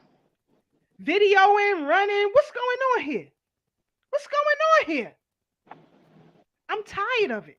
I'm tired of it. My family has no obligations to build no institutions. We already did it. It's called the United States of America. Whether it's Black or whatever, I have no obligation. None. Now, it would be just to do so, but I'm not obligated to it. You understand what I'm saying? We forget the DNA component here. We thinking individualistic. We forget the DNA component. There is no such thing as being an individual. There's no such thing. Your genetic makeup is not individual. So there's no such thing.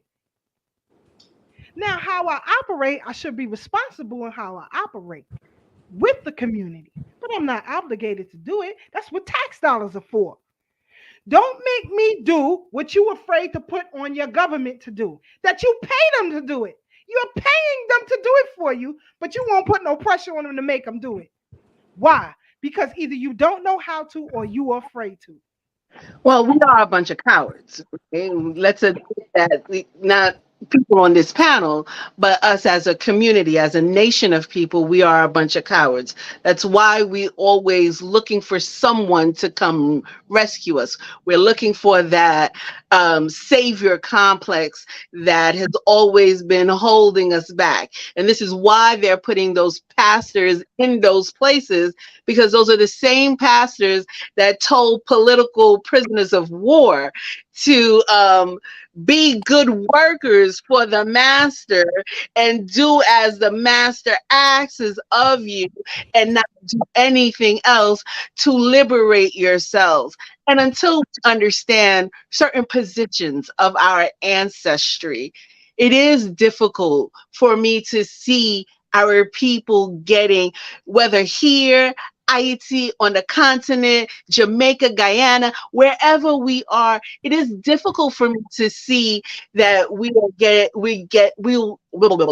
will receive an abundance of capital and not make the capital work for us, because we already see that we're not making policies to work for us right now. We are already not we're already not holding people accountable for their bad choices in our community that we vote in, because we're voting straight down the line. Our people are so accustomed to voting straight down the line, and that is a recurring echo that I hear people say, oh, when you go vote, just go vote this way. You can't tell people that no more. It's not working. And so if someone receives an abundance of funds, and like you said, they are not to feed me today, but they are supposed to think of themselves in 5 generations. Are you going to receive all of this, and 5 generations later there's nothing for someone else, and someone else is still in the same chokehold that we're in right now? Then we have a problem, because we have yet to realize that we are political prisoners. We are in the midst of a war, and we're not trying to get out. So that's my only, sort of objection to that. Like, I really want it to be something that's going to be worthwhile not for us. Like, we're just going to be here to plan something. But 5 generations later, when I come back, I want to see that, my forefathers have created something spectacular, versus saying my ancestors were the greatest people that ever lived. I want to be able to claim people later on. And I think that's probably where we'll see differently about this, but you're right. And, and I think I'm right. So it's just about finding that middle ground for us to both flourish in the ways that we're supposed to. Ashe SJ, the fire guard, finally got in here. What's good with you? Yeah, everything good. Yo, y'all hitting it right on the head. What I always like to bring it back to is the moral and the principle of everything. So what my sister Marcia and what Keisha is talking about when it comes to laws and things of that nature, I feel like when it comes to voting, a lot of us get lost, and we so segregated and separated in politics when we actually go to the polls and vote and things of that nature, because a lot of us put a lot of emphasis and a lot of weight into law, but we don't put weight and emphasis into our own law, lawing and governing ourselves. A lot of people want to say, like, I just had an incident happen last night. I had to handle something that had nothing to do with me, but I had to step in and handle something. But in that situation, it reminded me, like, I never called the police in my life. I think maybe a single one time I called 911, right? And that was because somebody that I know was passing away. They was dying. But I never called the police to handle a situation or nothing like that. I'm not saying that that's the right or the wrong thing to do. Do it. If you got to do that, handle it. Make sure y'all safe and everything. But I'm just saying, me personally, I don't feel comfortable doing it, because I feel like, for one, my mind I'm in a state where I'm thinking more like, man, we should be able to govern ourselves. We should be able to take control of our environments and our situations without having some outside force come in, because they just gonna tell us, hey, you stand over there, you sit on the curb, and I'm gonna figure this out for y'all because y'all too stupid to figure it out. And once I figure it out, I'm gonna tell y'all what to do. I know how to do that on my own. You feel me? I have it in my mind to have discernment and African common sense and a good heart and intelligence to decipher through any scenario situation, if it's conflict resolution or whatever the case is, you know what I'm saying, to prevail. I'm able to do that. We all are able to do that as Black people. But so many of us put so much emphasis into their laws that they created, which we already know is faulty. So now when we actually try to do something right, we still using a faulty system. So now we go into the polls trying to vote and things of that nature, and we vote for these people who's using the same faulty system. You know what I'm saying? So we get caught in this loophole over and over and over again. A lot of us want to talk about let the police handle certain situations. Let them do that. Let them do this. Okay, I hear what you're saying. Some people say, let the court handle it. Well, we know how many people in the court system that the court system failed. You know what I'm saying? How many people that's in prison right now doing life sentences for crimes they never committed. Isn't it funny? I don't know if it's just the information age or what, but it seems more and more frequently we hearing on the news in current times about more people that's being released after doing 20, 30 years and they case got overturned and they got proven innocent. It's been happening frequently right now. I don't know if y'all been picking up on that. But we all know, I mean, it's probably just because the information age, because they've been running the same game on us. But a lot of us, we put emphasis in the court system, but we forget the meaning of court. We don't hold our own goddamn court. That's what court is. Hold court in your own goddamn community. Hold court with yourself. Do we do that? Do we have our sisters that are strong warrior queens out here that's ready to hold court? To come together at the round table and be like, look, this is what's happening. We need to figure this out. Or this sister ain't moving right. She ain't acting accordingly. We're going to have to hold her accountable. Where the fathers at? Where the real men at? When some of these sisters or any of our people is getting abused and beat. I heard Keisha say, where was the Black men at when Jordan Neely was? I think in one of the videos, one of them there telling them, oh, right there, just calm down, be cool, be cool. You know what I'm saying? Watching a brother get murdered, but where are the brothers? Where are the fathers at when we got our young boys out here in the streets still murdering each other, killing each other? It's to the point now where these young boys, they act so tough and they act so gangster and they join the gang and they get in the gang and they realize that they can't get out the goddamn gang because they not as tough as they thought they was.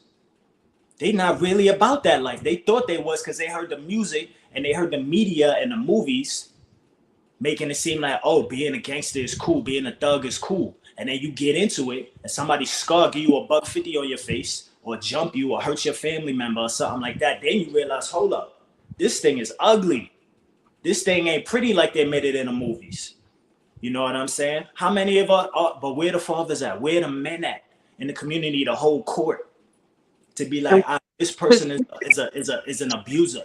This other person over here is a aggressor, like a predator, preying on people, raping people, abusing people. A bunch of brothers need to come together and sit him in his place and be like, yo, you ain't doing that no more, or give him an ultimatum. You feel me? Not even talk most of the time. If it's the case is too severe, ain't no talking to be had. But my point is this: we got to start holding court. It's just the same as church. People forget what church means. People think church is the goddamn building you go to. People forget the church is the people. It's the mass. It's the body. That's the church. You know what I'm saying? That's what court is. That's what law is. We supposed to practice our own Black law, and we not doing that. And I'm gonna pass the mic with this because Keisha mentioned the Jordan Neely brother. Just today it came out in the news that the white boy that choked him out and murdered him is actually going to be charged. But what is he being charged with? Second degree manslaughter. Second degree. Now, second degree manslaughter, that only give you 15 years. Plus, we know he's a military veteran. So he's getting out. He probably get a little slap on the wrist, community service, and he'll be out. He'll do a 2 to 3 maybe if he's lucky, and he'll be right out. You know what I'm saying? But it's a 5-year community service. He's not getting no time. Exactly. But this is the thing, though. This ain't nothing new, family, because Keisha put us up on game back when the show had a different title, where we talked about all of these vigilante, justice, rogue white boys that not even officers, but they got their own vigilante justice. They take law into their own hand. They want to be Rambos. They want to make citizens arrests. You know what I'm saying? And they really vigilantes. The thing, Ashe, is that we still haven't learned. This thing has been going on since the time our people were brought here captive, political prisoners, the first set of political prisoners. And I think the whole idea that we're not calling them as they are, and we're saying, the word slavery as if it was something different, something, so people think, oh, it was probably something cute. And we're not really looking at the fact that no, they were captive people. And if we don't start if everyone could rename themselves and give themselves different pronouns, then I think it's time that we could rename our political prisoners. I think we can take that stand because everyone can say whatever they want and it's good. But when we say something, it's different. And I think we all need to start saying different terms to really put strength behind the pain and the tragedy that our people suffered. And during those times, what did they used to do? They used to do it in front of the plantation, in front of the workers. They used to do it in front of them so that you'll know that you'll be a good person afterwards, or else this is what you're going to get. And this is what they're still doing to us. They're still teaching us how they can take our lives in our faces, and we won't do anything because we don't want to stand up. Yo, Keisha, what was the name of that group? It lost my memory, but the ones overseas that wrote the whole document on white supremacy and all of that. It was a name. It was the name of the group. I can't remember the group. They had a whole and most of the serial killer. If y'all know it in the chat, y'all know what I'm referring to. Most of the serial killers, like the shooter, the one that did the bombing and all that, they had the manifesto in on them. They pray to that like they goddamn Bible. Did anybody do the background on this dude? Matter of fact, I learned his name. What was interesting to me, and I'm gonna pass the mic again with this, but this is what I want to say, because I put y'all up on. I said this back when the show had another name years ago when we've been doing this, talking about this years ago, talking about how come every time it's a black victim, right, by a white aggressor, right? How come you always learn the name of the victim and they never release the name of the goddamn devil? Why is that? Why is that? Why is it that? Because it's like my sister Marcia is saying, they still programming us to be victims, because now the only thing we remember is the goddamn victim. Now we got a victim mentality. Trayvon Martin, Jordan Neely, so on and so forth. That's all we remember. We don't remember the goddamn person name who killed. Some of us probably can't even remember who killed Trayvon. George Zimmerman. When's the last time you heard that name? Huh? We don't ever make the person that should be famous, which is the goddamn devil that got family members that's probably in office, probably in the police stations, probably in the military service, probably in your schools, teaching your children, body slamming your kids, probably giving you horrible food, relatives of theirs. We never make them famous. Matter of fact, they supposed to be shamed. Their whole name, last name is supposed to be shamed, and that should be programmed in our minds. But we never remember that. So his name was Daniel Penny. Was it? Daniel Penny. Mm-hmm. Daniel Penny. That's this white boy that killed Jordan Neely. His name is Daniel Penny. And it's crazy, yo. Like, we really need to just make these people famous, put them on blast, so their family members can't go nowhere and they can't just get back into the environment and do the same exact thing. Everyday life is omitted for them. Daniel Petty. Oh, is that Daniel Petty? Is that guy? Is that? I feel you, sis. And we have to stop criminalizing victims. And this happens, as Brother Ashe was trying to explain. This happens time and time again. We criminalize the victim, right? Everybody was talking about how many arrests that Mr. Neely had, what he was going through. He was homeless. None of your damn business. I don't care if he was a serial killer. At that particular time, Mr. Penny had no idea of who he was dealing with. Mm-hmm. Mr. Penny took it upon himself to Yep. put his hands around that man's throat and choke him to death. And you know what too, Keisha? You know what too, Keisha? He did it. He did it like a coward, just like the coward that he is too, right? Because look, when the video start, he already on his back choking the dude out. They ain't show it, but I'm pretty sure it wasn't no fight. It wasn't no scuffle. He probably went right behind him when he wasn't looking and put him in a chokehold and get a brother no chance to fight back and nothing like that. You know what I'm saying? So that's these cowardice moves, but it also shows you that if he did that without trying to diffuse the situation another way, he just wanted to kill him. He just wanted to eliminate the threat because they are trained and we are not training. So they know this stuff. They know that you got to eliminate the threat right now. He said he was trying to save his fellow strap hangers or passengers or whatever.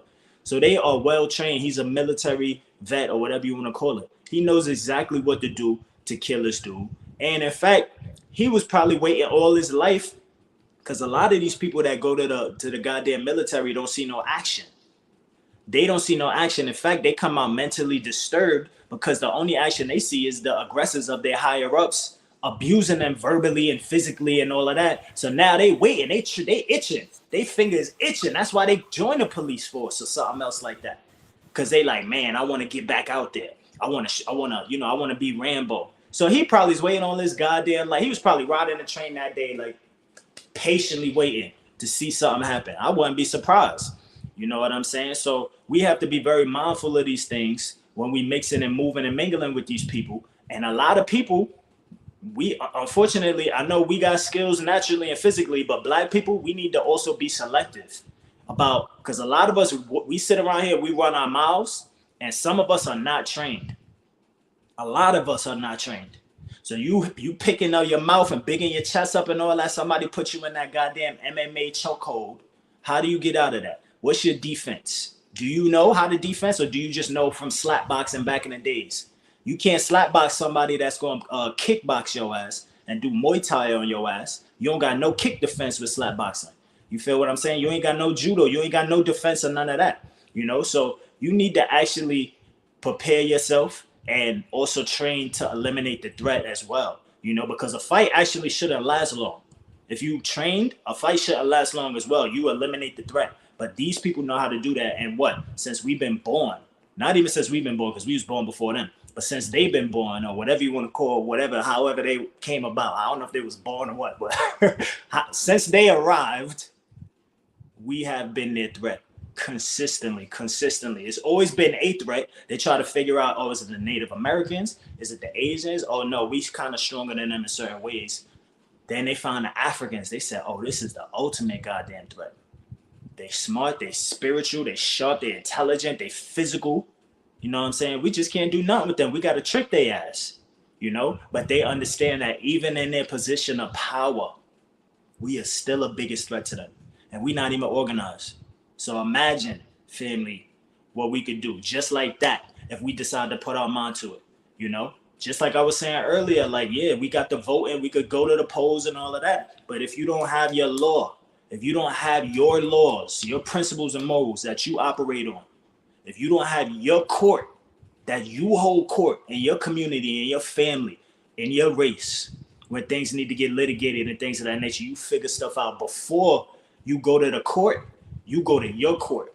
And then if you have to, you take it to the other court.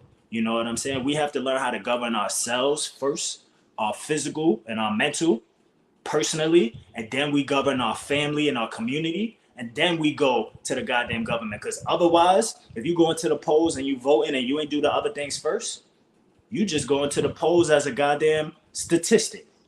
You go in as a statistic, and most 9 times out of 10, it's gonna be a statistic for the same agenda that your enemies want. So they want you to. They know you so dumb. They like, yes, please come to the. Please. We set up a voting poll right in the liquor store for you. Come on, right in the Crown Fried Chicken, you could vote now. I wouldn't be surprised. You could vote on your iPhone.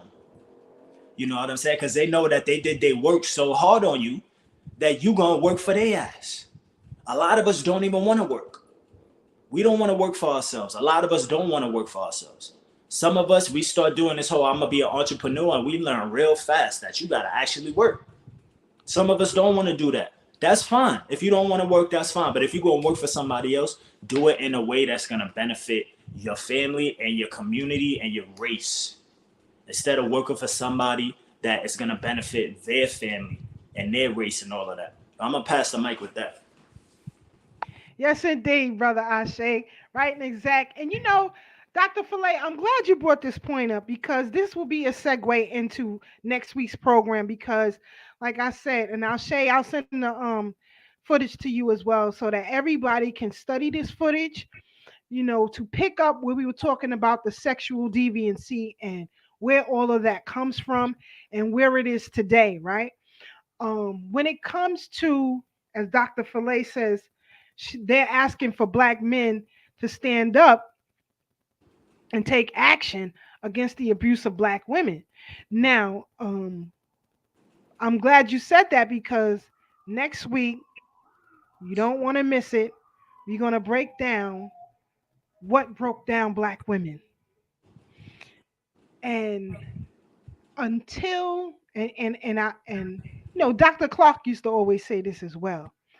Until the black woman is whole, the nation will forever be destroyed. And to deal with that wholeness, you have to go back to the original sin that was put upon her. And we're going to deal with that next week, along with the other footage that I sent you, as far as what people call the black masking Indians, right? That also plays a part in this whole reparations thing. So we got to deal with all of that next week. That will be the focal point. And I'm telling you, you guys ain't going to want to miss it. But I wanted to go and show that document from the Jewish Library. So don't say Thorough Black Talk made up nothing. We didn't do nothing and we didn't make up nothing. All right. Got this from the library, their library. Again, they're not going to hide. They're going to tell you the truth. But, you know, here we go. Now, this is a document, and I'll put it in the chat so you guys can read it. It's about 250 pages, the first part, and then the second part is another 200 pages. You can go through it, but for this section is about 250 pages, okay? The whole thing is about 400. But here, it says U.S. aid subsidizes Israel defense contractors at the expense of the American industry. Fact. Contrary to popular wisdom, the United States does not simply write billion-dollar checks and hand them over to Israel to spend as they like. Only 25% of what Israel receives in foreign military financing can be spent in Israel for military procurement. The remaining 75% is spent in the United States, where it generates profits and jobs for Americans. But you know what they talking about, jobs and American, which Americans they talking about. More than 1,000 companies in 47 states. How many states in the union? Okay, this is the majority, right? 47 states, the District of Columbia, and Puerto Rico have signed contracts worth billions of dollars through this program. Now, scroll down. Hold on, family. The last several years, the figures for the 42 states receiving financial military financing, as we go down, Alabama, Arkansas, Arizona, every dime that they give to business and political structures in the United States to help that community. Now you know how they became a power structure and how they maintained that power through your tax dollars. You voted for these people. That's why they have every politician to come into an APEC forum and pledge its allegiance to Israel. Now, currently, Mayor Eric Adams is in a tizzy about the money being spent for migrants. At least he reported 60,000 of them that they have to now house, feed, get job permits, and everything else for. He's in a tizzy about it. Well, how come he's never in a tizzy about the 745 million given to the Jewish structure here in New York? How come you don't talk about that? New York, what that number say right here? What's the number right here? Stop playing with me. Stop playing with me. Now, again, I didn't vote for him. You know, those of you who did, this on you. And you wonder why black people in New York can't get reparations. First of all, New York State, and I said this on this program before, New York State was complicit in the kidnapping and reselling of free black people. Yet, Mr. Adams says, well, I support reparation, but he ain't fighting for it. He ain't allowing no dollars for these so-called commissions to take place so that we can get it. He has no problem with this 745 going to somebody else or another group. And you wonder why they the power structure. Look at all of these states. Now, I'm put this in the chat because I want y'all to read this for yourselves. Okay? I'm put it in the chat right now. Hold on. Before I close out, make sure it's in there. There you go. Y'all should be able to read that at your leisure. So you can see where your tax dollars are allotted to. And you wonder why. How did they maintain power here? How do these people run things here? You don't see all of these businesses all over the place. However, they use these dollars to control the political structure that you all vote for and have no saying whatsoever. You're just a participant. Jewish voters do not equate the numbers of black voters. Never have, never will. And black vote is on the decline. Since 2012, the numbers of black voters are declining. And they still can't equate to the numbers of your participation. Mississippi, right now, is one of the poorest states for black people. You don't believe me? Take a trip to the Delta. You had Dr. Antoinette Harrell on here to tell you about what's happening. The poor people in the Delta, where they get 98,000 from, where they get it from. And you got people who can't have drinking water, clean water in Jackson, which is the capital, but you got money to give to those folks. Mayor Chokeway, stop playing with me. Stop playing with me. In Tennessee right now, didn't you have an uproar down there with some shenanigans, with some, some fake ones we talked about last week or the week before? How much they gave? Please read this document at your leisure. It's a lot of pages in here. Just take your time with it. Look, let me see if I can scroll down where they talked about President Lyndon Johnson. Now, throughout this document, they show various quotes from all the presidents. Here's one from Reagan, who says, since the rebirth of the state of Israel, there has been an ironclad bond between the democracy and this one. They got various quotes, letting you know your presidents was on board. Also, in this document, it lists all of these other nations that are getting money, whether it be Egypt, whether it be Saudi Arabia. Right now, the Arabs are still running the slave trade. Who's funding them? Who's funding them? Let me see if I could catch this quick. I think this They have a quote from Lyndon Johnson. Now, Lyndon Johnson was the president that passed the Civil Rights Act. He give you a Civil Rights Act, but he give money and power and weapons to Israel to protect itself. Remember, family, I often say, I don't care what we build. If you don't have a mechanism to protect it, we are playing with ourselves. We don't have no mechanism. That's why Mr. Jordan Neely can get choked out on an F train in broad daylight. And the killer don't even get arrested for it. Here he says our society is illuminated by the spiritual insights of the Hebrew prophets. America and Israel have a common love of human freedom, and they have a common faith in a democratic way of life. Really? Ask those Africans who live in Israel if they believe the same thing. Ask them how they getting by down there. But Lyndon Johnson gonna give you a Civil Rights Act. This is the shenanigans. I'm telling you, y'all got to read this document. It's gonna blow your mind. Tell you. And I got it from where? The Jewish Virtual Library. They got plenty of documents in here. You can have a field day in this daggone library. Which politicians are behind them? Which politicians promise things? They get theirs, as Sister Pat say, half now and half later. You gotta give me half up front and half later. Black people, you don't gotta give us nothing. We just happy to be there.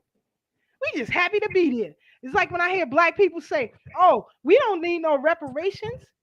That's like you going to a card game and you ain't got no chips. Everybody got chips, but you just happy to be at the card game. You can't play because you ain't got no damn chips.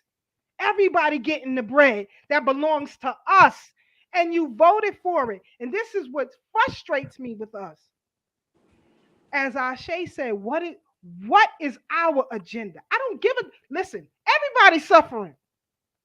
These people who are flooded, and I know they put the light on Mexico, that it's a bunch of Mexicans coming in here.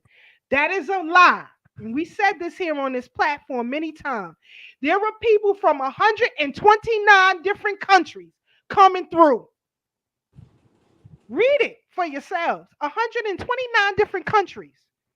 Who these damn people? How come you don't highlight all these Asians that are coming through here? Remember, Chinatown in New York, how did it get its population so big? What about Mama Jan? Go read the story of Mama Jan and how she smuggled in hundreds of thousands of Chinese people into Chinatown in New York. But that's not criminal. Remember, everybody's against us. We got to stand for ourselves. So read that document at your leisure, family. Check it out. Come back next week, discuss some of the things you found in it. Because we can do that. I read all 400 pages, so we can do that. We can definitely discuss. Now we're going to close out. Again, remember, next week, we're going to continue the history of this nation's original sin, the world's original sin. And it's sinful for you all to go along with this identity theft that people, guys under transgenderism, that is the ultimate identity theft.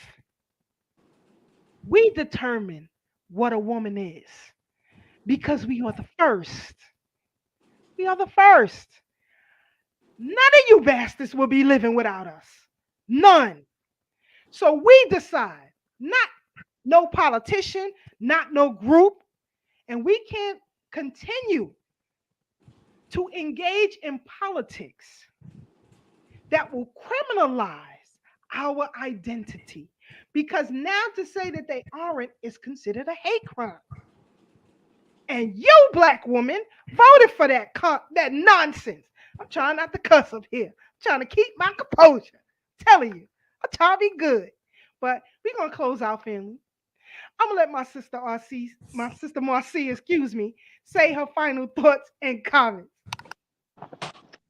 Brothers and sisters, this was a great conversation. Let's continue to remember that, as Sister Keisha said, we were the first and we will be the last.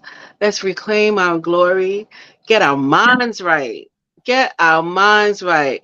Like Brother Ashe says, whole court. Where is our accountability, people? Where are our people to start? You know, that brother that um, what's his name? Penny, the Penny, when he Mr. Penny was doing his work, that brother, we should be going to hold him accountable because you did us wrong. You did your little brother or your big brother a disservice because you didn't save his life. You just sat there and watched. This is where accountability starts, right? It goes from big to small, but these are the people that we must check. Brother Ashe is so right. There are brothers and sisters that have children running around in these streets that don't know who they are because we're not being who we need to be. Let's remember who we need to be. Let's get some principles back into our lives and let's reclaim our Africanness to its greatest status. May time flourish for us all because when we return, we will stabilize this nation. So let's start stabilizing it right now. Thank you for having me, Third Black Talk. I appreciate you, family. We appreciate you too, sis. And I just put in the chat too. I want y'all to check it out. A couple of weeks during, excuse me, a couple of months ago, during Black Women's History Month, we talked about the wife of Henry Highland Garnett, Sarah Garnett, and talked about Colored School number 4 in Lower Manhattan. Well, um, it has now been up. It's now up for landmark status. So look into that. Um, check out the story.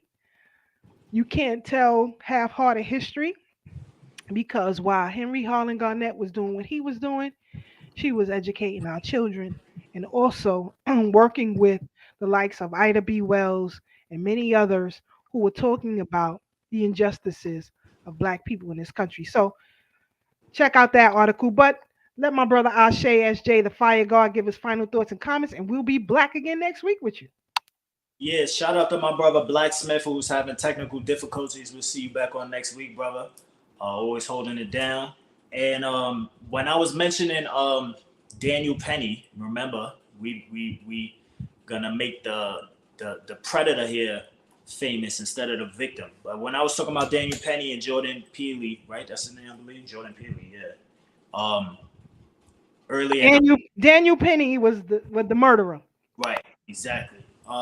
When I was talking about that, I was talking about a beautiful, amazing show that we did in the past. Unfortunately, I don't believe it was this show. I think it was our last show that we was doing prior, and we don't have access to the highlights of that one.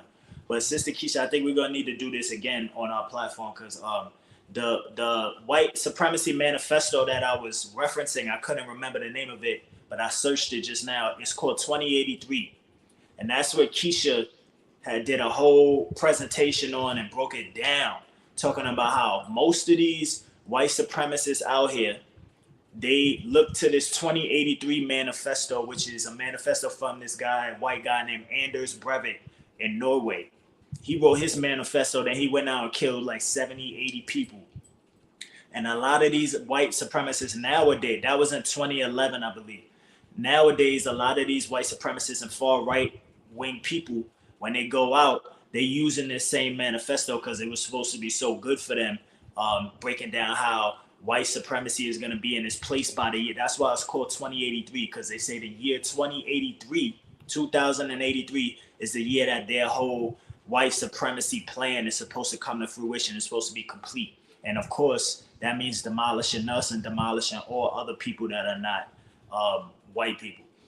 So check that out. You could just type in 2083 Manifesto 2083. It'll pop right up. But I wouldn't be surprised if this dude that choked the young brother out on the train had that manifesto as well. So that's what I was trying to mention. But besides that, family, like I said earlier, please just work on yourself. Let's work on ourselves. Let's build our principles, our morals up. Keisha is always big on, and my brother Tad is big on the physical health as well. You know what I'm saying? Please make sure we just uplifting ourselves. You know, it's simple. It ain't complicated, family. Let's get to it. It's your brother Ashe SJ signing off. Always remember, true courage is knowing how to suffer, and the battlefield is where you stand. Sister Keisha. Again, thank you guys. I tried to put the 2083 manifesto in the chat for you. I don't know why I didn't stick, but you could just Google it. Just put in 2083 independence. Just put that in. It'll come up for you. Right? It's about 200 a few thousand pages, but read the first. You'll see the first couple of pages will give you an idea of what they're talking about, okay? But again, you can, read it at your leisure in its entirety. Totally up to you. But tune in next week because we're going to talk about the untold history of breeding farms here in the United States and abroad. We're going to deal with this country's original sin.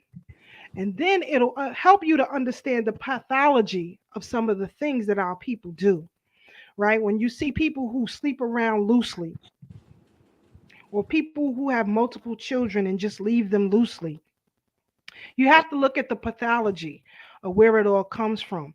Now, again, the reason why I say it's very important that you study your family history because you got to know where you come from. You can either come from a bunch of freedom fighters or a bunch of sellouts. You got to know your family's pathology, right? So, next week, we're going to deal with that because I want you to see the broad picture of what's happening, not just for Black women, but humanity, right? We are living in a devilish society. Now you have these satanic clubs that are popping up all over. They even got satanic after school programs. So we showed that here on this platform. You know, we don't make these things up, but you have to get an understanding of what it is they're trying to do. So next week, we're going to deal with the untold story of sex farms, here and in the Caribbean. You have to ask yourself these questions. Why is whining so prevalent throughout the Caribbean culture? Why is that so prevalent? Could it be the pathology of sex farms originated there and what you were made to do? When you look at young ladies who participate in the West Indian Day Parade or Carnival, and how it's easy for them to wind themselves up on Urugu. Where does the pathology come from? It's deeper than you think, but we'll deal with that next week. So I wish you all the best. Be the best. Stand firm on your square. If you see some shenanigans taking place, get in it. One of my favorite country music artists, Reese Palmer. And again, I have to say, Thorough Black Talk was the only Black media, independent or otherwise, who covered them. And we were given the royal treatment. I got to send Brother Ashe some videos that took place behind stage and all that. But Miko Marks has a hit out, and it's called Good Trouble. And the song talks about when you see something going on with our people, that's good trouble to get into. Get into that good trouble. Wow. And I said earlier, Ashe, and we'll talk about them next week because I want to show some film and some footage, that I took with them. That country soul is not played on mainstream media, even on independent radio media. And it is some of the most race conscious music you ever want to listen to. And these are not people who fly by night. You have like I said, these ladies were in the game for over 20 years, have broken all kind of barriers. And no music historian talks about them. Black radio will play Adele all day long, Robin Thicke all day long, John B all day long. And Black people will kill you if you tell them Tina Marie ain't Black. On Black radio all day long, but you don't know them. That's why they can push a Little Nas X and say he's innovative coming out of country. He's innovative. And I've been listening to this music for years, and I ain't never heard of that cat. And when he came through, I said, oh, something ain't right here. Why they don't talk about Rashard or Willie Jones? Shout out to Sister Tony. I got Sister Tony listening to Sister Tony, Brother Ari. I got her listening to some of these artists, and she could tell you they are pure fire. Yo, Keisha, ain't that what I'll be talking? What I just said, and I always say my favorite IAT quote that I always leave with is "True courage is knowing how to suffer." But ain't that the same as good trouble? That sounds the same to me. I like that's a simple way to say it. Good trouble. Facts. That's one of my favorites of hers and the Ancestors. Fire song. So anyway, family, we'll deal with all of that next week. Y'all stay black, stay up, and always keep it thorough. We out of here, y'all. Good night.